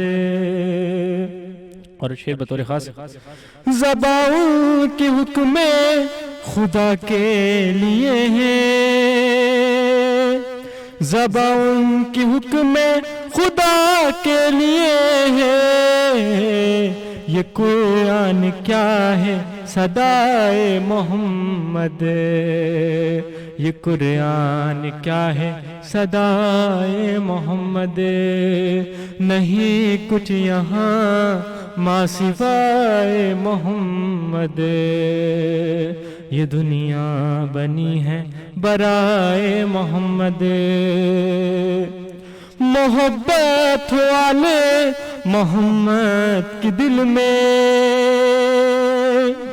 محبت والے محمد کی دل میں, محبت والے محمد کے دل میں، یہی چاہتا ہے خدائے محمد، یہی چاہتا ہے خدائے محمد، نہیں کچھ یہاں ماں سوائے محمد، یہ دنیا بنی ہے برائے محمد، محمد محمد محمد محمد محمد محمد محمد محمد۔ سبحان اللہ سبحان اللہ، ماشاء اللہ ماشاء اللہ، اور آپ پر لاکھوں درود و سلام۔ لاسٹ میں چونکہ اختتام کے قریب ہم جا رہے ہیں مولانا، نبی کریم صلی اللہ علیہ وآلہ وسلم کا دین ہم تک آسانی سے نہیں پہنچا، دین نبی کے گھر پہ اتر رہا ہے، جبرائیل وہی لا رہے ہیں، اور اسی گھر میں بی بی فاطمہ الزہرا اور حسنین کریمین اور مولا علی ہیں، پھر وہاں سے دین باہر ٹریول کرتا ہے، سفر کرتا ہے، پھر بلال حبشی کو بھی اپنی آغوش میں لیتا ہے، سلمان فارسی کو بھی اپنی آغوش میں لیتا ہے، کیا کہیں گے؟ بسم اللہ الرحمن الرحیم، کہ پیغمبر اکرم حضرت محمد مصطفیٰ صلی اللہ علیہ وسلم سے جو بھی مسلمان عقیدت و محبت کا اظہار کرتا ہے، سبحان آپ فرماتے ہیں کہ قُلْ لَا أَسْأَلُكُمْ عَلَيْهِ أَجْرًا إِلَّا الْمَوَدَّةَ فِي الْقُرْبَى، میں تم سے یعنی اجر رسالت کا کوئی میرا تقاضا نہیں ہے سوائے اس کے کہ میری اقربا سے مودت کرو۔ ظاہر ہے دین جو ہے نا پھیلا پیغمبر کے اخلاق سے، اہل بیت کے اخلاق سے، ان کی جو ہے سیرت سے، لیکن اس کے ساتھ ساتھ جو ہے ظاہر ہے اس وقت جو ہے پوری دنیا میں جتنا بھی کوئی مسلمان رہتا ہے، بندہ خدا رہتے ہیں، مومنین رہتے ہیں، ان تمام کی یہ ترجیح ہے۔ دیکھیے مثلا ایک مثال ہے، مکتب اہل بیت کے پیروکار جب بھی پیغمبر کا یا ان کی آل کا نام سنتے ہیں تو ان کے نام پہ درود بھیجتے ہیں، سبحان اللہ سبحان اللہ، اور ویسے بھی درود بھیجتے ہیں، اللہم صلی علی محمد وآل محمد، اے اللہ رحمت نازل فرما محمد اور ان کی آل پر۔ ظاہر ہے محمد ان کی آل سے مراد جو ہے اس میں کون ہے؟ آپ کے گھر والے ہیں۔ ہر انسان کی خواہش ہے کہ ہم روزہ رسول کو چومیں، سبحان اللہ، روزہ رسول کی زیارت کریں، تو کم مثلا ٹھیک ہے ہم روزہ رسول کی جالی پہ ہم نہیں پہنچ سکتے، لیکن مثلا ایک عقیدت ہے جہاں تک بھی ہمارا ہاتھ چلا جاتا ہے، خدا آپ کو بھی لے جائے، مجھے بھی لے جائے، آمین آمین، جو بھی ہمارے سننے والے ہیں وہ بھی جائے، روزہ رسول کی زیارت کریں۔ لیکن دیکھیے ایک چیز ہے کہ اب دیکھیے ہم رسول اللہ کو ہم نے نہیں دیکھا، ہم نے ان کی آل کو نہیں دیکھا، اسی لیے پیغمبر اکرم صلی اللہ علیہ وسلم نے فرمایا کہ میرے آخری زمانے میں آنے والے میرے بھائیوں کو میرا سلام ہے۔ ایسا ہی، صحابہ کرام نے کہا یا رسول اللہ ہم آپ کے بھائی نہیں ہیں، کہا تم نے مجھے دیکھا ہے، انہوں نے مجھے دیکھا نہیں ہوگا، سبحان وہ اللہ، سن کے ایمان لے کے آئیں گے، تو لہٰذا وہ میرے بھائی ہیں۔ تو بھائی بات یہ ہے کہ ہم نے پیغمبر کو دیکھا نہیں ہے، ہم نے آل محمد کو دیکھا نہیں ہے، لیکن جب ہم ان کی سیرت کو پڑھتے ہیں سبحان اللہ، ہمیں آل محمد سمجھ میں آتے ہیں، ہمیں پیغمبر کی سیرت سمجھ میں آتی ہے۔ تو لہٰذا اگر ابھی اس وقت کوئی بندہ چاہتا ہے کہ اس کی دنیا آخرت میں خیر ہو، بھلائی ہو، کامیابی ہو، نجات ہو، تو اس کو چاہیے ان کی سیرت کو فالو کرے۔ مسئلہ یہ ہے گا، دیکھیے ایک چیز ہے کہ گھرانے اہل بیت کا یہ طرح امتیاز ہے کہ آپ کے گھرانے سے کبھی بھی کوئی خالی ہاتھ نہیں گیا، بے شک بے شک، یعنی جو ہم حدیث قصہ میں پڑھتے ہیں چادر یمانی، جناب سیدہ کی جو چادر ہے، پیغمبر کی مسجد میں ایک آ گیا شخص، ایک مطلب سائل آ گیا اور آ کے کہنے لگا کہ بھئی میں جو ہے پریشان ہوں اور میری جو ہے نا مدد کریں۔ سرکار نے سلمان کو بھیجا، جا سلمان در سیدہ پہ لے جاؤ، جا کے کہو ایک سائل آیا ہے، اس سائل کو جو ہے نا کچھ دے دو۔ تو گھر میں کچھ نہیں ہے، جناب سیدہ نے وہ یمنی چادر جو ہے دے دی سلمان کو۔ سلمان بز میں پیغمبر میں لے جا، مسجد نبوی میں اعلان کر دے کوئی ہے اس چادر کو خریدنے والا، اس کی جو انکم ہوگی وہ اٹھا کے سائل کو دے دو۔ اللہ، سلمان نے وہ چادر لی، کہا ہے کوئی نبی کی بیٹی کی چادر کو خریدنے والا؟ اب ایک یہودی نے سنا تو یہودی نے اپنے گھر سے جا کے چادر لایا، اس چادر یمانی کو جو ہے اس چادر کے اوپر رکھا اور اپنی مذہبی کتاب دیکھتا جاتا ہے، اور چادر کو دیکھ کے جنا عقیدت اس کی ہے، چادر کو ہاتھ نہیں لگایا اس نے، اللہ، سبحان اللہ، چادر کو ہاتھ نہیں لگایا، اس سائل سے کہا جو تجھے چاہیے میں دینے کو تیار ہوں، اور پھر چادر کو عطر وغیرہ لگوا کر اس نے جو ہے نا واپس جناب سیدہ کو ہدیہ کیا، اور بعد میں مسلمان ہو گیا۔ سبحان اللہ، سلمان قصیدے پڑھ رہا ہے، قربان جاؤں رسول اللہ تیری کی بیٹی تیری چادر پہ، کہ ایک سائل کی حاجت پوری کر دی ہے، غلام آزاد ہو گیا، اور غیر مسلم جو ہے وہ کلمہ پڑھ کے مسلمان ہو گیا، وہ چادر واپس اپنی مالکن کے پاس آ گئی. سبحان اللہ. یہ جناب سیدہ آل محمد کا ترے امتیاز ہے. آپ دیکھیں کہ پیغمبر ہمیشہ ایک جملہ کہتے ہیں، آپ فرماتے ہیں کہ اللہ کی نگاہ میں سب سے سچا مسلمان وہ ہے جس کے اعضاء جوارح سے کسی دوسرے مسلمان کو تکلیف نہ پہنچے. بے شک. جب ہم آپ مسجد میں جاتے ہیں ہم اپنے سے بڑا کسی کو مسلمان نہیں سمجھتے ہیں، بھائی بس اللہ والے تو ہم ہی ہیں. ہاں. لیکن جب مسجد سے ہم باہر آتے ہیں تو ہماری کیپیسٹی کیا ہو جاتی ہے. اسی لیے آپ نے ایمان کا پیمانہ بتایا کہ مسجد میں جا کر اگر بندہ عبادت میں مشغول ہو، اچھا بہت سے لوگ ہیں وہ جلدی جلدی وہ ٹکرے ماری اور فوراً مسجد سے نکل گئے، اگر اس قسم کا ہے تو سمجھ لو بندہ منافق ہے. بھائی خدا کی بارگاہ میں تم جا رہے ہو، تم اپنی ساری فکر باہر رکھ کے جاؤ. سبحان. حضرت علی علیہ السلام فرما رہے ہیں کہ تم نماز کی بجاوری کے لیے اہتمام کرو، تمہارے سارے اہتمام جو ہے نماز کرے گی. سبحان. اول وقت نماز کی بڑی فضیلت ہے، آپ اول وقت نماز پڑھیں پابندی سے. آپ کے رزق میں کمی ہے وہ مسئلہ حل ہو جائے گا، آپ کے کاروبار میں کمی وہ مسئلہ حل ہو جائے گا، آپ کو اولاد کا مسئلہ ہے، آپ کو روزگار کا مسئلہ ہے، آپ کو ترقی چاہیے، آپ کو نجات چاہیے، آپ کو تقوی چاہیے، آپ کو حج کرنا ہے، آپ کو تمام آپ کے مسئلوں کا حل اس میں موجود ہے. شرط کیا ہے؟ اپنی نماز کا اہتمام آپ اس طرح کریں. ابھی آپ سے کہا جائے صاحب آپ کے صوبے کا چیف منسٹر آپ سے ملنے آ رہا ہے، بتائیں. آپ پہلے خود بھی دولہا بنیں گے، گھر کو بھی دلہن کی طرح سجائیں گے، تو اللہ کی بارگاہ میں تم لکیر کا فقیر بن کے جا رہے ہو. ایک صوبے کے چیف منسٹر کے لیے تم اپنے آپ کو دولہا بنا رہے ہو. کیا کھلا تضاد نہیں ہے؟ کھلا تضاد ہے. تو لہٰذا ذرا دیکھے تو صحیح نا. بات یہ کہ خدا فرماتا ہے کہ بھائی حی علی الصلاح حی علی الفلاح.